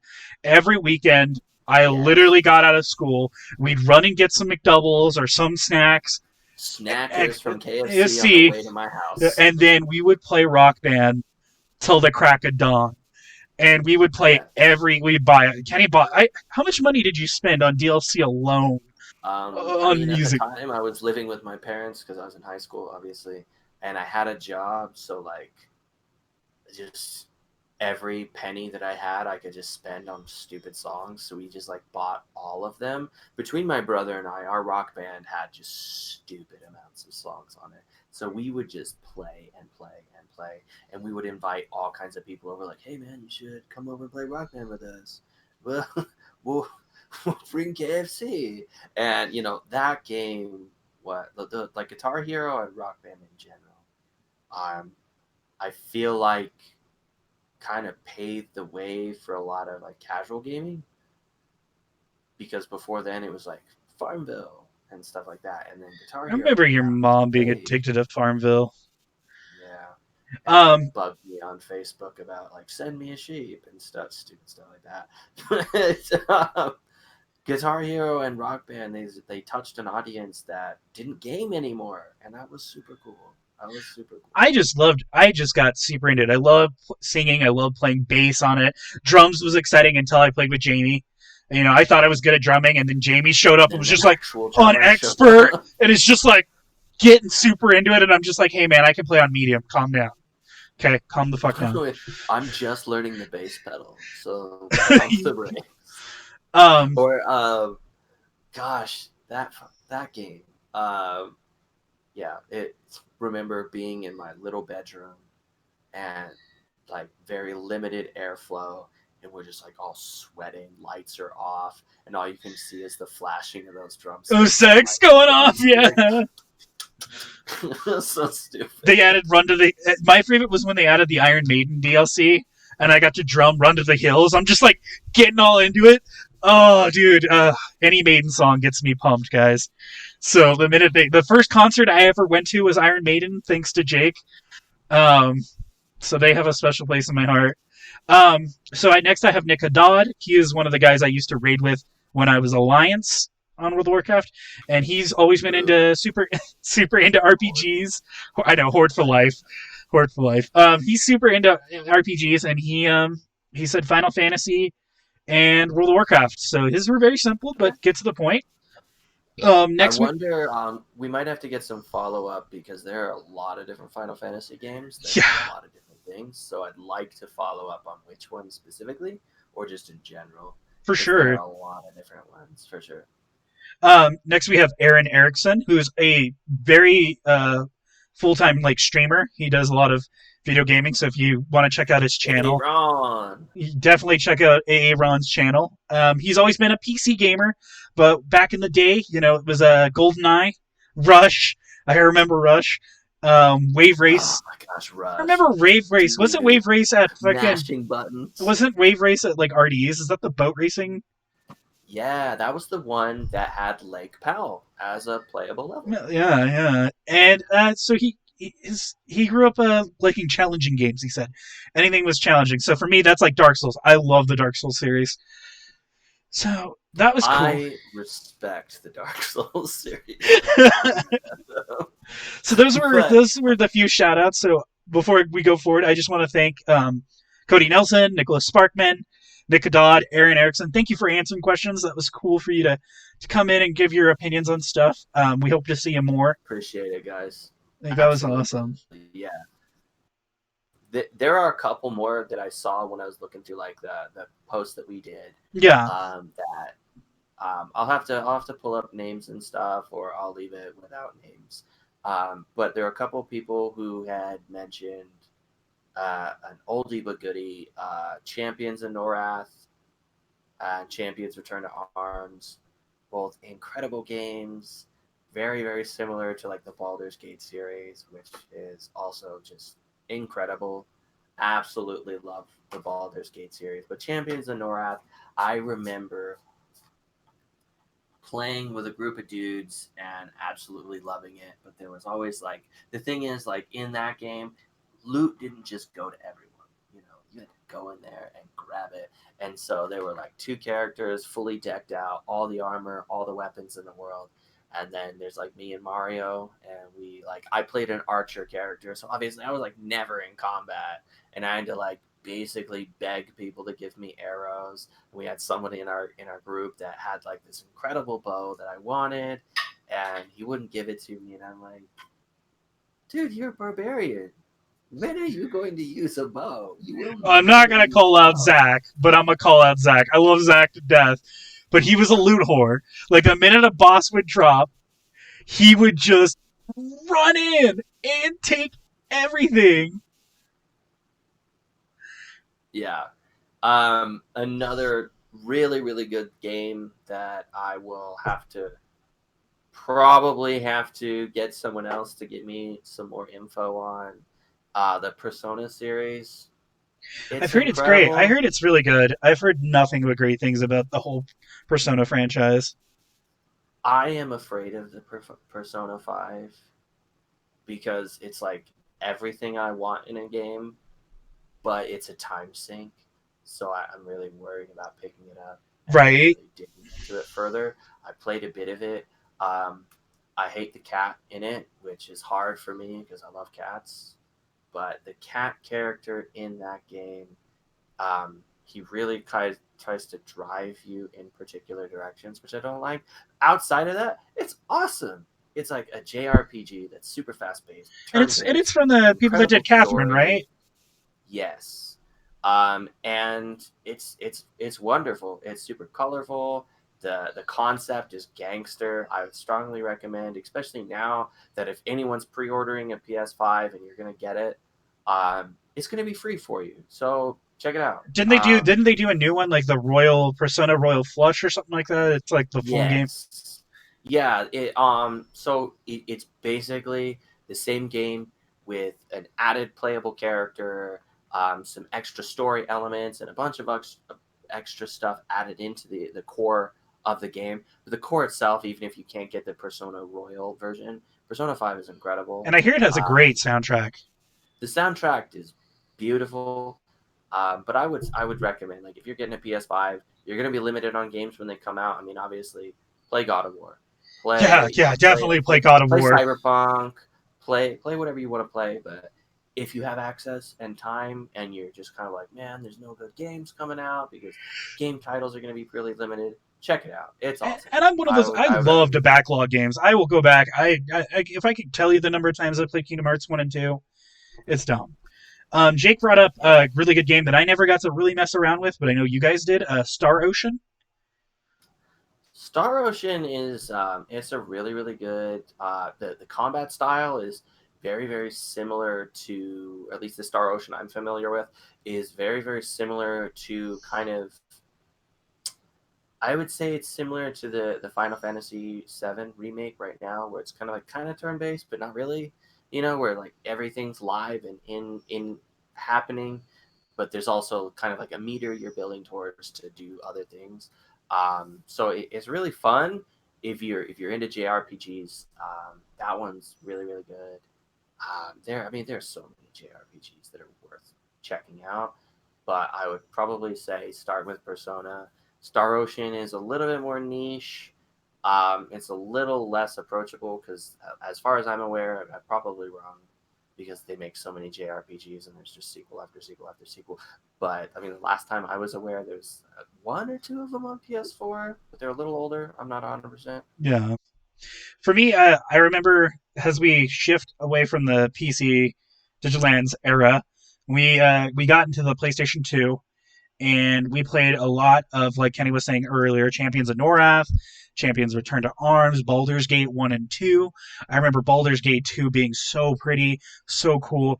My first memory is watching Kenny play a Necromancer and just spawn an army of skeletons because he had maxed that out. I remember playing uh, Baldur's Gate 1, and jumping was faster than walking in that game. So literally, you just heard me and Jake just hopping, huh, huh, huh, or me and Kenny just, because like it was faster to hop than to actually walk because your character was so slow. Yes.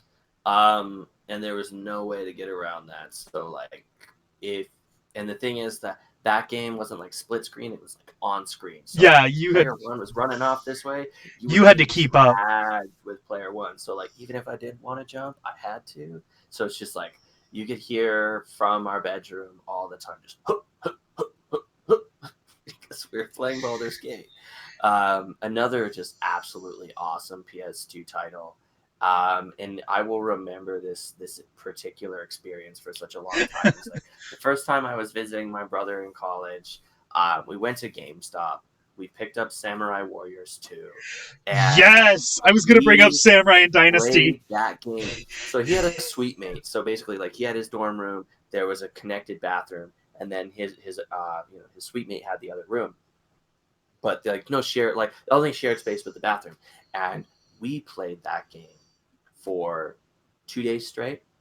And every like a suite mate would just like come in, hang out with us. It's like he came in, he's like, "Oh yeah, what are you guys doing?" And like, well, you know, we're probably gonna play some Samurai Warriors. I had to like buy a controller. We bought the game. We're just gonna throw down, kick it old school because it had been a while because he had been at school. And so we just decided that was what we were going to do. And we played Samurai Warriors 1 and really liked it. So we picked up the sequel. There's lots of hype, and we just played it nonstop. It was so much fun. Games like that really, I feel like, struggle now to keep my attention because they're so simple. Like I remember, You know, the new Hyrule Warriors was actually pretty decent, and I guess they're doing one. They're doing one on the Age of Calamity, which is like a prequel to Breath of the Wild. So that's kind of interesting to see in terms of story. One other Hanzo for Samurai Warriors. Dude. Hanzo's awesome. The dude with like the pole glaive thing, that was my main. The red armored samurai guy, I don't even remember. But I remember we bought a bunch of this energy drink. It's called like Bomba, which you can't get anymore. But it was a glass bottle in the shape of a hand grenade. Oh yeah! Pull the pin to open it, and we downed, I don't even know how many of those. And we would just like throw down on Bomba. And then anytime my brother visited from school, he'd always bring Bomba energy back with him, and it was so good. And it would get you fucking amped, man. Like I remember you guys. I remember growing up. Don't have it. Jake says it's illegal in the U.S. now. I remember you guys would always buy really off-brand, weird energy drinks. Like I remember you had the health and mana potion, and the health potion tasted like crap. The mana was great. The cough syrup, but worse. And so, as we shift to the PS2, this is around the time a lot of my friends got a PS3. I didn't get a new game system for a while, but I went to visit my biological mom, which I had visitation, so I did see my mom, and she bought me, and this is still my favorite game system, I don't care what you say, I will fight you in the streets, a Nintendo GameCube. And with my GameCube, she bought me the Zelda Hyrule collection. It had Link's Quest 1, Link's Quest 2, Ocarina of Time, Majora's Mask, and a demo for Wind Waker. And I love Majora's Mask. It, to this day, is still my favorite Zelda game.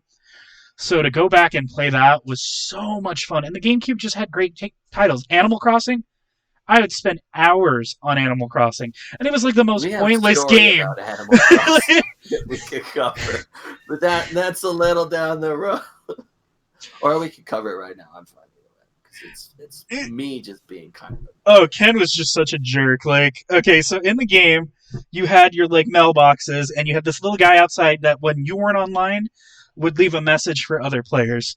So Kenny had one that was just like, "Stay the fuck out of my like." It was. I'll let you describe it. It was so long and just hilarious. I maxed out the number of characters that you could use, which was like 4 pages long, and I'm just ripping on because it like in the original Animal Crossing for GameCube, you had 4 houses. So I'm ripping on all 3 of the other people, just cussing them out, you know, being a rebellious, I don't even know, like 11-year-old? I don't even remember anymore. But just being so mean. But I remember thoroughly enjoying that game. I mean, Mario was by far the best at it. I loved Animal Crossing. I could spend hours. New Horizons pretty awesome. You know, I will give it credit. I think it's a great game. It's time consuming. I know Natasha and Mimi play that, and their places look spectacular. Like Natasha has probably one of the most beautiful freaking islands I've ever seen. It made me go back and look at my island, and I was like, this is trash. This is a trash island. The way people get into that game is crazy. The things that they can build are freaking insane. Yeah, like, it is a great game, and I definitely recommend it if you like those games. It's like The Sims, but like less complicated. Because to me, The Sims seem a little complicated. There's a lot of micromanaging in The Sims. This is not as much micromanaging. It's literally you just have your villager, and you just got to keep everyone happy. And it's, you know, it's a fun game. I dig it. There was another game I remember I remember Crystal Chronicles, which you guys had like you, Jake, and Zach had like a never-ending binge on that game. Um, you had this My favorite game story about Crystal Chronicles before I'll is let you tell that because it's a good all story. right, all right, But all right. We'll circle back. you had this card game called like Summoner War or something. I don't remember the name. You were like this girl and you played cards and you summoned them to defend You you, and it built a was deck, and you had to like go through this world and fight yeah, stuff. it's really And cool. like it was so good. It was so good. There was a second one. It actually is responsible for murdering our first GameCube because we had a friend visiting, and he literally played it. The GameCube did not turn off for 4 days straight, and then it just died. And we were so desperate that we called like Nintendo customer service, and they were like, "Well, we can mail it to us, and we'll see what we can do, but your best bet is to buy a new one." And so like we didn't have a GameCube for a while, and that was like devastating Oh, at I the time remember because that. like the console that we were playing, like we had Soul Calibur with Link in it, and all the other like really good GameCube titles, but that was the one that all of us really enjoyed because you could like it took like because we all really enjoyed playing like Magic and Yu-Gi-Oh, and it took that and it put it in a real world like A RPG good setting, perspective. and yeah, so you could just like build great decks, go into the world, use them, get new cards, and just kind of repeat their cycle. But yeah, he murdered our GameCube, and part of me will never forgive him for that. Ever. Oh, it's called Lost Kingdoms. That's right. Thank Awesome, you. awesome. Thank you, appreciate it. That's So really Kenny, let's nice. go back to that Crystal Chronicles story because I think everyone Yes. would love to hear this So craziness. original Crystal Chronicles. The new one's out. It's awesome. It's free to play. It's worth checking out if you want to It's free try to it. play. It is free to play. So I bought it. So if you want to go past year one, you just have to go with me. Oh, okay. So people who bought it can invite you to play through the rest of the dungeons, but you as someone who's playing for free can never fully fill your chalice, so you can't go past year one. So it kind of gives you a taste, like it'll let you check it out, see if you want to buy it, and if you don't, walk away. So that's cool. But original Crystal Chronicles, you had to play it on the GameCube, and if you wanted to play with more than one person, then you had to get the Game Boy Boy Advance attachments. attachment. And so, luckily, since my brother and I play a lot of Pokemon and we play a lot of other Game Boy games, we already had two of them. And then a friend of ours brought two more over. And so, when we got Crystal Chronicles, we played, I believe it was like a 3 day weekend for whatever reason, but we played from Friday after school until like I'd say Monday afternoon without like stopping or sleeping or doing anything like that. Yeah. And so my brother, myself, and like we were like rotating, taking naps and stuff. But one of our friends just absolutely loves Final Fantasy games and he's kind of an obsessive when it comes to these things. So he didn't sleep the entire time. But my favorite memory of that entire experience was when you create your character, you get to pick a profession like that you come from. Like if your family is a blacksmith or a farmer, and so since I got to play like when we were first getting into the world, I was like, I'm picking blacksmith. I'm picking blacksmith. That way, I get discounts on crafting materials and stuff like that. They'll make me cheap armor, and that'll be awesome. And everyone else picked up stuff, and then Mario got stuck picking. He picked a farmer, and we were both Oh, lilties. We were both I had a lilties bucket with on my head. yeah, mine has a sweet Black Knight helmet, and Mario's Lilty has a bucket for a helmet. And every time you complete a mission for the first time, a member of your family will send you a letter, and his parents kept like as we were playing through this, I his basically parents got kept disowned. sending him letters. Yeah, they're like, "Oh, we're disappointed in you. How could you go on this caravan? Why are you doing this?" And then eventually, he got a letter that was like, "You're no longer a member of our family." That memory sticks with me because I'm just like, I got over the here. My short end parents of were the like, stick. You my get like new parents were like, "Here's weapons. this legendary schematic. Here's this or here's this Mithril, and I'm like, I'm decked out from head to toe in just awesome weapons and stuff, and then Mario's parents are basically Clearly, just like, you suck, and we're done with you.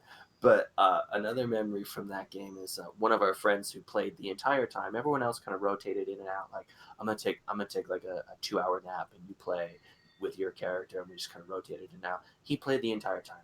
We're at a restaurant Sunday morning, and all we've been drinking is like Mountain Dew Co Red and Mountain Dew Livewire, and that was it. And he starts like having hallucinations and stuff because he hasn't slept in a couple of days. And so he's like, wait, did that just happen? And we're just kind of sitting at the table like, what are you talking about? It's like, did that person really just spit in our food? Like, we just sat down, bud. Are you all right? He's like, I think I'm seeing things, guys. And it's just kind of proceeded. He's like, he would just kind of pipe in the conversation, just chime in randomly with something that we're not even talking about. right. Yeah, I think that would be a really good thing to pick up, but I really want to get that attachment so that I can keep that spell permanently. And we're like, okay, I also want to put not it. This is talking the about same Final friend that Fantasy. would like farm berries in traffic on Pokemon. Yeah, Pokemon Diamond and Pearl. We were all playing it. Myself, that game was kind of the game that really opened my eyes to like the depth of Pokemon, because I used to just think it was like super simple game, super boring. You know, like, okay, you fight stuff. There are types, but I don't really care about them. I'll power level my starter, and that's just how I'm gonna do it. And then I started realizing like the stats and stuff really mattered, because originally like my Charizard would know Ember, Fire Spin, Flame Wheel, and Flamethrower, and that was it. All fire moves because he was a fire type. And that game kind of opened my eyes. But this friend of ours was so obsessed with getting everything perfect and getting everything set up that he literally, while we were driving home from a road trip, while he's driving, he is the driver of this vehicle, pulls out his DS and starts farming berries because the time the allotted amount of time had passed that his berries were ready to be harvested and new ones planted. And I'm looking from the back seat like, Zach, what are you doing? It's like, I gotta harvest my berries. I'm like, dude, give me your Game Boy. I will harvest your berries. I want to live, dude. And so he's like, oh, I need you to plant this one here, and this one here. You need to fly there, and plant. I'm like, oh my god, all right, you need to pump the brakes. You And need to then, chill I out. ended up playing Pokemon very similarly to that. But I mean, obviously, I probably wouldn't do it while it's driving. But to each his own. For real. But And then he's kind of the MVP of like weird gaming stories, honestly. seriously, he takes the cake. Um, One of my biggest memories of also the GameCube, and this is a game that me and Kenny have spent hours on, was the Lord of the Rings: Return of the King movie game. It was so much fun. You could play as multiple characters. You could fight hordes of enemies. You got to play as Aragorn. There was different combos. Like Aragorn had this combo where he'd like punch an Uruk and then like stab it from behind, and it was just. I think me and Kenny would spend hours on weekends playing that, and it was just a great title. And a title that came after that was one of my personal favorites. It was called Lord of the Rings: Third Age, and it was a Lord of the Rings Final Fantasy RPG. It was like turn based. It was so much fun, and I spent hours after hours playing it, and it was great. I was It's incredible. It's a really great game Uh, that I would love to see come back. That for me, if I could get an HD remake, bring back Third Age. It had three Honestly, discs. I mean, if we were going to talk about games that have multiple discs, I think we really need to touch on Legends of the Dragoon. I never played Um, Legends of the Dragoon, and I know that's a uh, special place in your heart. dude, it was supposed to be the Final Fantasy killer. Like, it was supposed to be the game that comes in and competes for like that spot. It was incredible. It was on PlayStation 1. It was 4 discs, which I thought was incredible at the time. Like, I've never even really experienced a game that was more than 2 discs, let alone 4. So that blew me away. Just a 4 discs. The story was incredible. The combat was super involved because it wasn't just like, I'm going to take you and attack this person, you attack this person, you attack this person. It was like when you initiated your attack, you had to hit a combo sequence and time it Jake said perfectly, he will or buy you'd that for you fuck on up the the combo. PlayStation right now for you because I guess it's on the PS Network. It is, yeah. What the? So they brought it back. They brought it back, but I want a sequel or a remaster immediately. Period. Like Period. nothing else will satisfy me. It's a great game. The concept is wonderful. The cutscenes are great for the time. It's incredible, but we need a remaster or a sequel, and I don't really care which one we get. I just want something. For Because it sure. was so good. It was so good. But Third Age, back to kind of I mean, these kind of go hand in hand because there was multiple discs. That was crazy. So I remember getting it on GameCube, and there were multiple discs in the case. Because I remember we were out of town. We are about 2 hours out of town. I picked up the Third Age, and then my like we would go out of town, and my parents would like get us a game or something, and we would drive all the way back home, and the whole time I'm just like You just staring want at to play it. these You want to open two it. discs, That's what happened two with Return of the discs, King. and I was like, oh my gosh, I just want to get home now. But as a kid, like 2 hour drive now is nothing. But as a As a kid, kid, it's the longest moment of your longest drive lives. ever. Oh And yeah. we got home late, so I didn't even get to play it. And like so I'd spent the whole drive home hyping it, and then I get home and I don't get to play it the first night. And that was devastating. But like honestly, they could probably sell me just about anything Tolkien and I would buy it. And see, and you Seriously. know how I secured my copy of Third Age? Sam. Sam bought it and didn't like it. It was like, here, you can borrow it, and I just never returned it. Sorry, Sam. Like What are I you gonna probably do? still have it somewhere, but And my then, bad, dude. while we're on the GameCube, let's talk about a game that changed us religiously as well.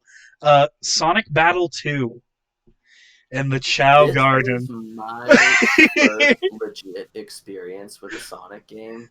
So, the only other Sonic game that I actually played was on Game Boy Advanced, and it was the game that was linked to Sonic Battle. Yeah. And so I just thought that was just like what Sonic games were about. Was like you play the game, but it's not really about the game. It's about the chows, bro.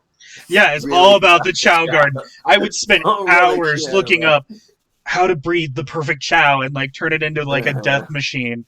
It's just it. Yep. It was such a good game in the weirdest reasons. Yeah, and the chows would Jake, if the die game and didn't have the stuff. Chow It Garden, was it wouldn't be treasured. no, and like straight up, like I will, because I The bought only it reason on you went to Steam. levels was to get stuff for your Chows. Literally, like the hours that you log on that game are not because it's like, oh my god, this game is so good. It's like, oh my god, this level specifically drops enough speed, animals and those little like tubes, so that I can take it back to my dark Chow and make sure that my dark Chow turns into a Shadow Chow because Shadow Chow is better than all the other Chows. But I remember specifically like being like I, getting like another new Sonic game's coming out. Oh my god, I'm gonna get this. and it didn't have Chows, and you're like, why did I So buy this? much Chow. Like I thought that was the point of the Sonic games, but And I remember you yeah, legitimately had like uh, pages, like internet pages that taught you how to breed Chows because you were like, I'm gonna make this thing all my perfect. favorites, all my favorites, man. I'm gonna make the ultimate Chow. And the thing that like really sucked is like the game. I don't know if it was like a coding thing or our particular GameCube, but I cannot count how many times our Chow Garden save data got corrupted. Oh, it was common with that. That was the risk you had to take with Yeah. that game. And And I feel like so the GameCube I got memory it on cards in PC general. specifically. Yeah, they're I feel like awful. the But GameCube memory cards in general were freaking terrible. If I could name the number of times my memory card got formatted for some reason, oh, yeah. So I bought it on Steam, and I have it on occasionally Steam as well. Yeah. I'll boot it up, and I will get in my Chow Garden, and I just know that it won't get corrupted, and that's not like I can take my time.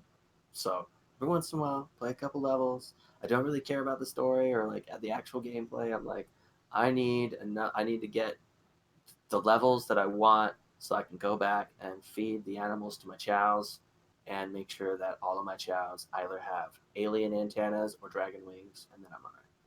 Maybe So, unicorn horns, but so we're gonna shift to another generation, and I'm gonna bring a memory that comes up with this generation. So Kenny, and I believe it was Christmas that you guys got your PlayStation 3. Am I correct? we got my dad. He was pretty clutch about getting consoles at launch. We got a Wii for Christmas, and he bought it when it launched. We got a PS3 when it launched, and he bought it. And he didn't really understand why he was doing it. Both times, he's like, I don't get it, but okay. So that was gangster. So, And so, so like both of those console generations we got at launch, which was awesome. so the PS3 came out, and you had a few games. You had Lair, and you had my personal favorite, uh, Dynasty Gundam Warriors. So I am a diehard Gundam fan. So you threw in Dynasty Warriors and Gundams, and I'm immediately. So this memory is Jake had to, if I'm not mistaken, he had to house sit for someone in Bigwater, and I can't remember the person's name. It was a teacher, but me and Jake took the PS3 out there, and we were jamming metal on the road. This is our metalhead days, and we get to this house, and it is freaking freezing. Like we couldn't figure out how to turn on the like heat in the house. We didn't couldn't. He said he had plenty of food, but we couldn't find it. Like his fridge was like full of paste and like liquid foods. And it turns out at the end of the night, like the next day after we left, we found out there was like a mini fridge in the back that had all the food. But we played Layer. Oh, it was Greenhaven. We played Layer, which I feel like had such good potential, but was poorly executed. And It could be Dynasty fine Gun. as a PS4 title, like with the controllers, but Yeah. the PS3 controllers just it So was Lair awful. was a game where you rode I was a so pumped. dragon and you controlled the dragon with the motion of the controller. So you had to like, yeah, like Kenny's doing. You literally had to do that, and it was just so underwhelming and so hard and so buggy. But Gundam It Dynasty was Warriors, so pretty though. I played the shit out of that. You added Burning Gundam, you had Gundam Wing, you had Heavy Arms. I'm just running around mawing, ripping Gundam Gundams in Wing. half, and just oh, it was so fun. And you could play with people. You could play with friends. It was co-op. It was great. You never go wrong with that. But that is No, my you memory of the never go wrong with PS3 a beat and 'em up Jake. co-op. But me and Jake were out there all night and just gaming and listening to music and just it was a good time. Yeah, I mean, there are quite a few PS3 titles that I've particularly enjoyed. Um, one game that like really specifically for me I enjoyed was Infamous, which kind of goes back into the whole Fable conversation of like the games that really focused on your actions bearing consequence directly on you, where like you play as this character who through a series of events develops powers to like kind of conduct. You basically become Electro from Spider-Man. You Yeah. can throw electricity. You can create electric grenades and stuff. It was wild.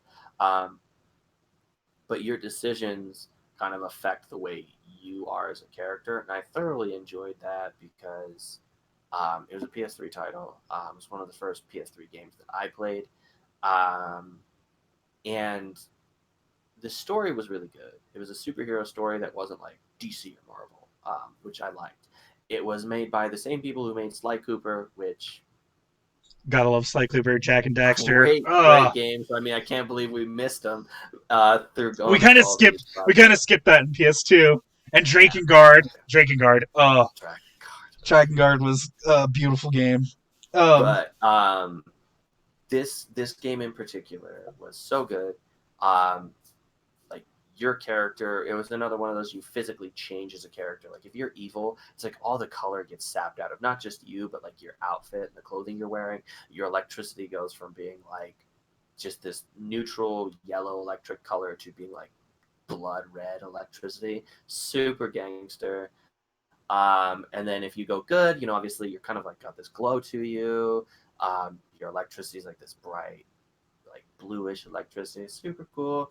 It was a lot of fun. It was one of those first games, like kind of like Assassin's Creed, where like you climb all kinds of stuff and parkour. Because I never personally played Prince of Persia. I watched someone else play Prince of Persia. A really cool game. Um, but Assassin's Creed was my first exposure to like kind of like parkour style games, and that was really Spider-Man fun. 3, Web of Shadows. Spider-Man Web Web of of Shadows, Shadows, great. Web of Shadows. Web of Shadows was the first game that I played in HD. I My, remember when we got the PS3 and we could play it in HD. We were playing on HD TVs, but with standard cables. And my dad got really triggered by this for some reason. We were just like chilling, playing Web of Shadows, and he got really mad. He's like, "Well, this doesn't look any better than the games you used to play." I'm like, "Well, it's because I'm using." I was like, "But HDMI cables at the time, now you can get them from 99 cents. At the back time, then were an expensive. HDMI cable was $100." My dad was super pissed, and he's like, "Well, you have really not. You're playing it on a nice TV. I bought this game system for you guys, and now you're telling me that it's gonna look the same way as if you were playing it on it." He's like, "No, absolutely not." So we go down, we go Havies on an HDMI cable, which was super clutch of my dad, um, and we go home, hook it all back up. And I don't remember. I believe you were there. I know Jake was Yeah, there, and we booted up, and all of a sudden it was like, oh my gosh, this game is so beautiful. Because I remember being a little underwhelmed with the PS3 when it first came out, but again, I was playing it on analog cables, so I was like, yeah, of course, these you play it on crappy connection, you're gonna be disappointed. And like just that transition just blew me away. Just, I mean, PS2 to PS3 is just crazy. Just looking back like as a retrospect, and I'm sure I'm optimistic next gen consoles will kind of blow me away, but I'm a little iffy on that. now another game I remember for the PlayStation 3 that we had a lot of fun with was Resistance, and it was like this alien. It was like 1970, like alien invasion, and you could do these like matches where I played as like a healer, but the healer like shot a beam to heal. So I just like run around and just be like, Laser healed "Hey, people. these are people." I'd be like, "I got you guys," and it was just a lot of fun, and it was such a great title. And I would like to see that come back personally to the PlayStation 4. If we could get another Resistance. Now I'm going to talk about my favorite game for the PlayStation 3 real quick.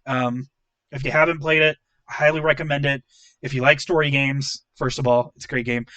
Kenny introduced me to it. It was called Heavy Rain, and it is a mind blowing game. You play as like four different characters, and you're trying to solve this murder, and just the suspense, the actions, every choice you make changes the outcome. It is a great game, and I know it came back for the PlayStation 4 on the store, and it great title. It was so much fun, and I enjoyed the crap out of it. I absolutely love that game. I was tentative about it because, um, completely honestly, when I was playing back when like back when that game came out, most of the games that I played were like action, shooting, killing, magic, blow shit up, guns, sword, shield. It was just like action, action, action, action. Not a whole lot of like real world oriented games. And then this game came out, and it completely changed the way I looked at video games and the games that I enjoyed. It was so much fun, an absolute pleasure to play. It's a game that, a lot of the time when I'm talking to people about like, oh well, I'm just trying to figure out what I want to play. I'm kind of in between games, and I know that feeling. Like, I'm in between games. I don't really know what I want to play. Heavy Rain is relatively short. It's incredible. It's got lots of suspense. It's super cool. As long as you can get back kind of like the corniness with the controls and stuff, because it's a relatively early PS3 title. Um, it's wonderful, and you can get it on PS4. Download it. It's worth a buy, honestly. Um, I would say, but with all the game purchases I make, I do some pretty heavy research and try to avoid spoilers. For this particular game, definitely don't watch videos on it. You're not going to be blown away visually. I would strongly try to recommend find reviews that are aggressively avoiding spoilers, because one thing about this game is it's just like a horror movie. Once you've seen it, you've seen it. You know what punches are coming. You know what's going to happen. It kind of robs that experience from you. But the cool thing is, all four characters can die. You can kill all four of them. They can all die, and the story will just progress. Based on your And actions. every single one of your characters play an incredibly vital role in how the story ends. And I personally have unfortunately steered two people that I've introduced this game into to killing the exact same character in the exact same way on accident. I'm not gonna spoil anything because I want people to play that game, but And yeah, another I watched Mario murder this character, and I watched someone else just murder the same character, and I was like, you'd think I would have learned my lesson because I'm like kind of like watching them play it because I really enjoyed it. Um, a PS3 title that I wanted to touch on, and we can gloss over it really quickly yeah, no, by all means, please. because it's primarily just you and I. Is Iron Man for the PS3. Oh my god, This Tony. game is awful. This game is just like, I mean, the Avengers game that came out makes this thing look. I mean, it's Oh, the this Iron Man game. makes the Avengers game that came out that kind of looks like a diet version of the Avengers. It makes it look like just a shining example of gaming. Iron Man for the PS3 is like the worst game that I've ever played to completion. Unlocked all the armors, maxed them all out because I love Iron Man. And at the time, like superhero games, they suck. Period. Web of Shadows was a really nice example of what you should have done with superhero games. Iron Man for the PS3 is not that at all. And I just remember they don't have the licensing for the character voices. So all of it just seems off because it's grounded in the exact same, like the cinematic universe, the cinematic world of Iron Man 1. And it's awful. And I love it because I remember Mario and I played it and we had to unlock everything because at the time we're like with the Extremis suits in it, the Ultimate Iron Man suits in it. We just had to get The all of them Hulkbuster, check just them out. The yeah. Hulkbuster is in this. And back then, I mean, obviously now the exposure for Iron Man is significantly different.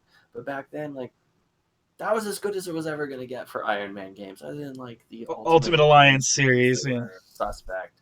Um, but yeah, moving on. I just that Well, that we're particular game before we always. go on to like Xbox and stuff, let's talk about Dragon Age. I think Dragon Age was probably Yes. one of the biggest Okay. influential games of my senior summer. I spent hours playing that game because that was another game where you had choices and you could kill off certain things and do quests, and it was a beautiful environment. Bright levels, big huge spells that looked great, and just the first game had so much source to it that it was insane. Like you could never do the same build. Like there were so many things you could. Masterfully written. The story is incredible. Another one of those games that I recommended to you. I mean, I don't want to toot my own horn, but a lot of my recommendations are pretty clutch. I'm just kidding. No, but Dragon Age is incredible. The first one introduces you to the world, and it does such a good job of it. You're a Grey Warden, which are kind of like these.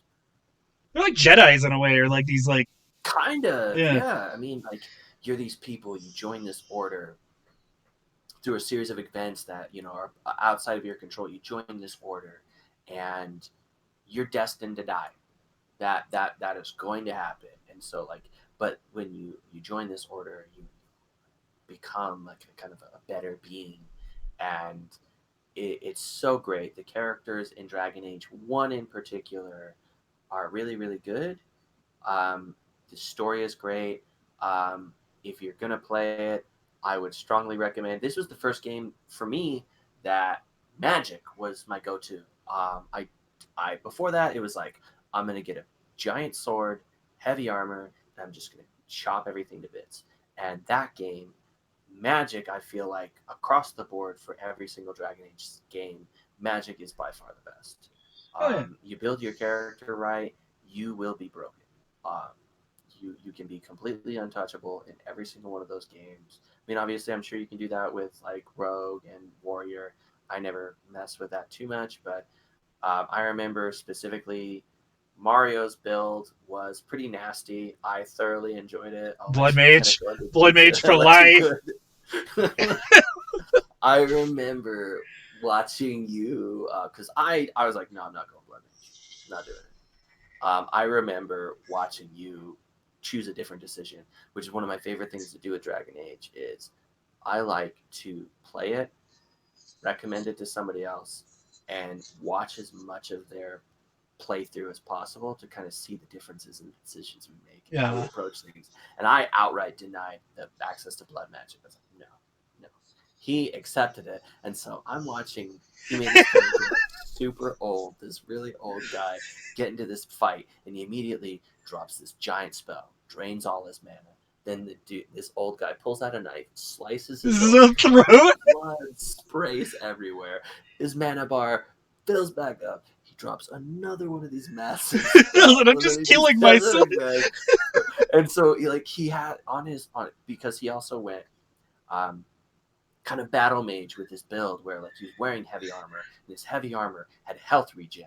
So he was a blood mage, which means he used his health for his mana pool. And his armor constantly regenerated his health.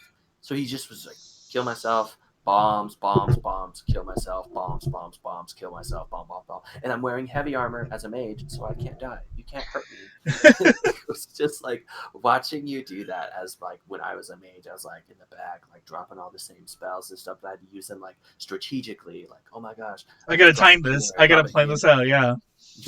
Mario runs in there.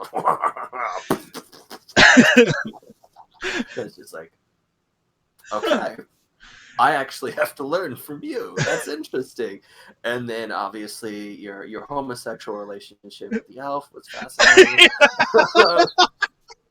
I really didn't need to walk in on that. That was probably inopportune for me to be like, oh, Best sex scene, by the way, guys. 10 out of 10. Would do again. Oh, this old man and this elf. And then I think you hooked up with a dwarf. I'm not 100%. Yeah, I did hook up with the dwarf. And then the way that you and another person that I recommended this game to beat the final boss is absolutely hilarious to me, because the game has a really masterful way of making sure that everything matters. Like, you bring these elves in and you give them herbs and stuff, and they'll help you at the end. And you bring these Templars in and you bring them like lyrium, and they'll help you out at the end. You know, everyone the amount of resources you give to people directly affects how many people will aid you in this fight. And show up. It's kind of similar to the Mass Effect series in a way. Yes. And Mario's decision was to give them all the middle finger.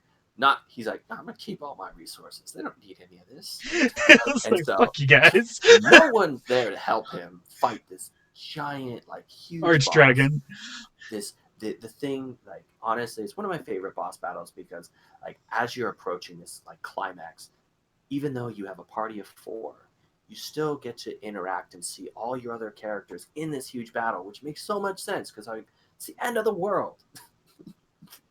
Like, obviously all of us are going to show up and we're all going to help, and it's so cool. And like the way you both killed this dragon, all your party members die. You have one party member hiding in the corner working a ballista that's just picking out. Well, Alistair just takes him. The longest fight ever, where you have your tank who just keeps dying, you bring him back to life, keeps dying, bring him back to life, and you're sitting in the corner with the ballista. I'm like, Alistair, you got this, bro. Gotta grab the bolt, reload it. The boss fight was like an hour long. You just And the PS3 is when I kind of got into shooters finally. Kenny had showed me Modern Warfare 1 and 2, and they were great games. I remember I lived with Kenny when I first moved out of high school, and he'd get off work, we'd play all night, all weekend, and it was good. It was so much fun. the crew. And then we ended up all getting Xboxes and getting Black Ops. And me, Jake, Kenny would play that Obsessive. all weekend. Literally for like, I would honestly say for about a year of my life, the only game that I played was Black Ops. And I made a game with zombies in it. That was So we are hitting the 2-hour mark, so I'm wondering, do we want to do a part 2 and just do our review of Fall Guys real quick? Or I think so. I think Fall Guy review is a nice way to cap it off. I'm gonna try and just for next episode have Ghost of Tsushima finished up. So I we're gonna haven't do actually played reviews it, at but the end for so you guys understand. We're doing a reviews with games at the end, and for me, I picked Fall Guys this week. So we're gonna do a part 2 of this. Thank you guys all for being here. It's awesome how many viewers I've seen. Chat has been going. And it's not just gonna be about this. We're gonna be touching other subjects. It's gonna be a weekly thing. Like now that we have the resources to do what we're doing, it's awesome. So we'll do a quick review. Kenny's gonna be doing one on Ghosts of what was it?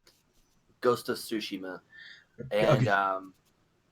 what we're going to be looking to do is we're looking to obviously the first portion of every episode is going to be kind of like interaction, um, stuff like that, where we're going to be reaching out to you guys, getting responses from you for the first portion of the show. Then we're going to be highlighting some other stuff in gaming.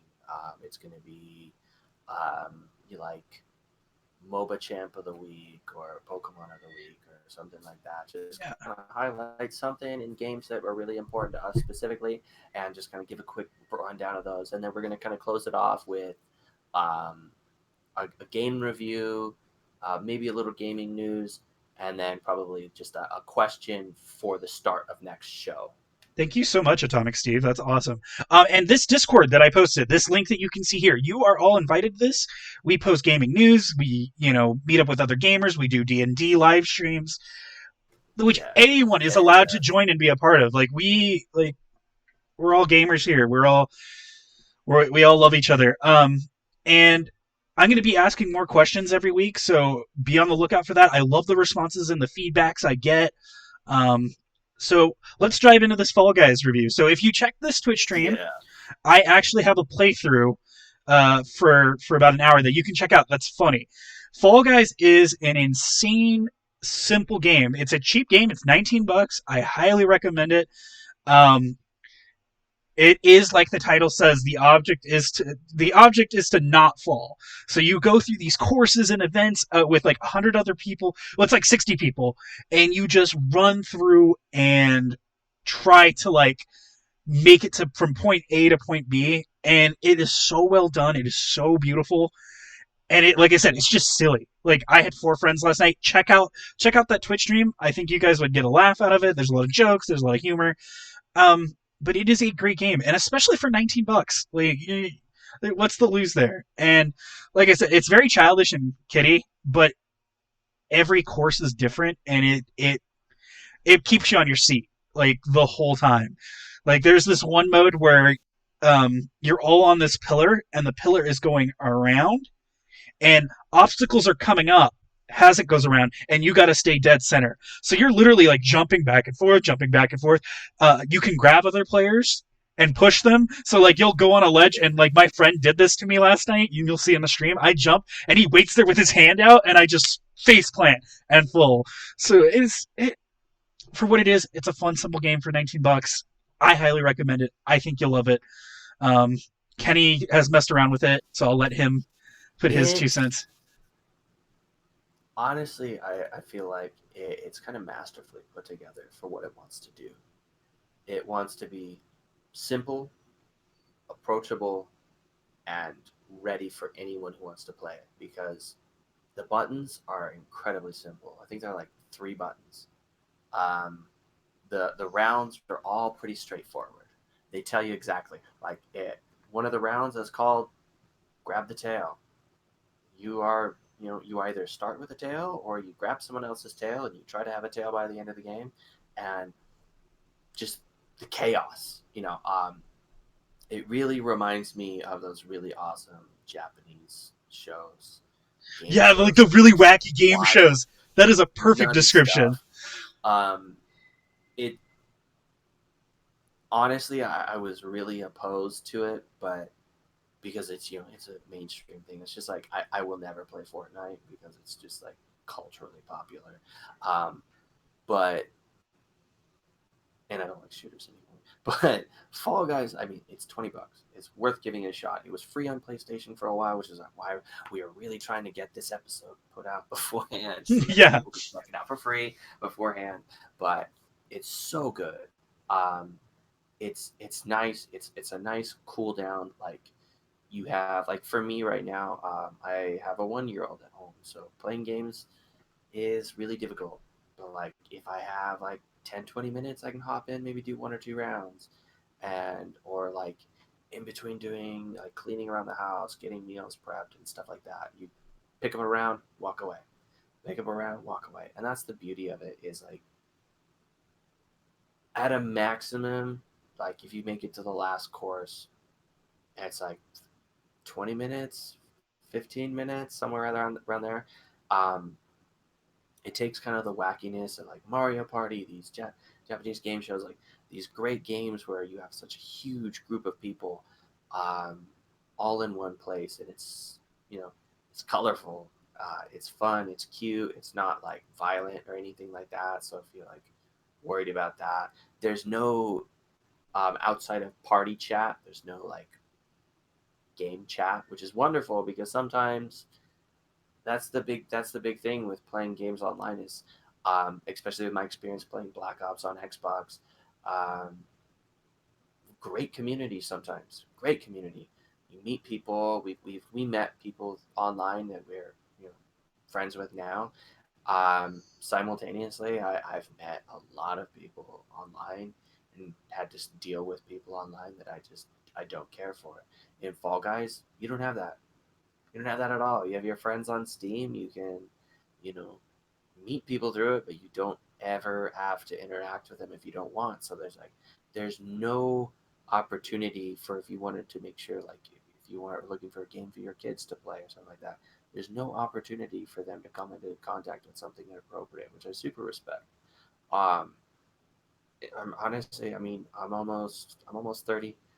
I love it. I know people who are, super young or, like early 20s. They love it. People in high school, they love it. It's super approachable. I love it. It's and they're still working on getting a set of new games put together for us. And I've taken a look at some of the newer stuff they have coming out. It looks wild. It looks like it's going to be a lot of fun. And honestly, you can have some great moments. I literally have never had my heart pounding as hard and screamed louder with in victory than the one time that I've gotten a crown, and that was like the highlight of my week. And it's a huge flex for me right now. So yeah, I've gotten a crown, one of them, but that's it. And it's just pleasant sometimes, especially right now. Everyone's either like working from home or there's just a lot of uncertainty going on. It's just nice to have like kind of a fun, simple game. There's no complexity to it. It's nice. Exactly. Just chill, So chill definitely game, check it nice out. wind down. Um, we also want to start maybe possibly doing tournaments as well. We've gotten some feedback from a few people in town for a place to do those. So if anyone's interested in like Smash tournaments, Halo tournaments, even Call of Duty tournaments, we'll definitely work it out. We'll pick out some prizes, and just keep Yeah, checking out. We're gonna we're make this working on updated. that. We're having a It's lot of really exciting. We kind of have a location lined out. It's just gonna work on logistics on how that's gonna play out. But we definitely want to start building a legit community of people. You know, because right now, with unfortunately like a place like Digital Lands, that it's just an internet cafe and like computer repair place and stuff now. So we don't really have a place for gamers to just kind of game yeah. together. And that's what we really want to try and build, especially for older people. I mean, obviously young people as well, but especially older people. It's And we'll really we'll hard. pick out some sweet prizes. I'm looking at like game cards, like PlayStation gift cards and stuff for tournament prizes Steam cards, and Steam yeah, cards Steam because folders, all what's kinds of better than cool the gift stuff. of games. So keep Yeah, checking up with us. We're gonna try to make this a weekly thing, and um, I'm gonna be asking more questions. So please give me all the feedback you can. I love it. I appreciate it. We'll do shout outs every night. People if people want to join in on our calls and do interviews, our Discord's always available. We're happy to interview you and yeah. go through some We're stuff. we're looking for we're looking forward for that, and we're probably gonna cruise through. I'll probably be at least in the Discord for a little bit longer because I'm probably gonna be playing some Final Fantasy Tactics just for a little bit before I go to bed. So yeah, definitely check it out. I mean, We'll drop into like the general channel. I'm gonna definitely get some food before our place closes because I'm hungry and I haven't eaten today. oh yeah, I mean, oh man, we're almost we're pushing quite a bit right now. That's crazy. I mean, at first it felt weird, but now it feels really kind of comfortable. So I Um, appreciate you guys big time. for real. Thank you guys for coming by. And we'll like any kind of feedback, criticism, anything like that, because we're looking to try and optimize this as best we can. So For sure. appreciate it, guys. So that's the end of the stream. Thanks again, guys, and we'll see you later. Thanks for stopping by. This will be on YouTube, and I'm going to try to do an audio version on Spotify as well. So I will keep you guys posted. Have a fantastic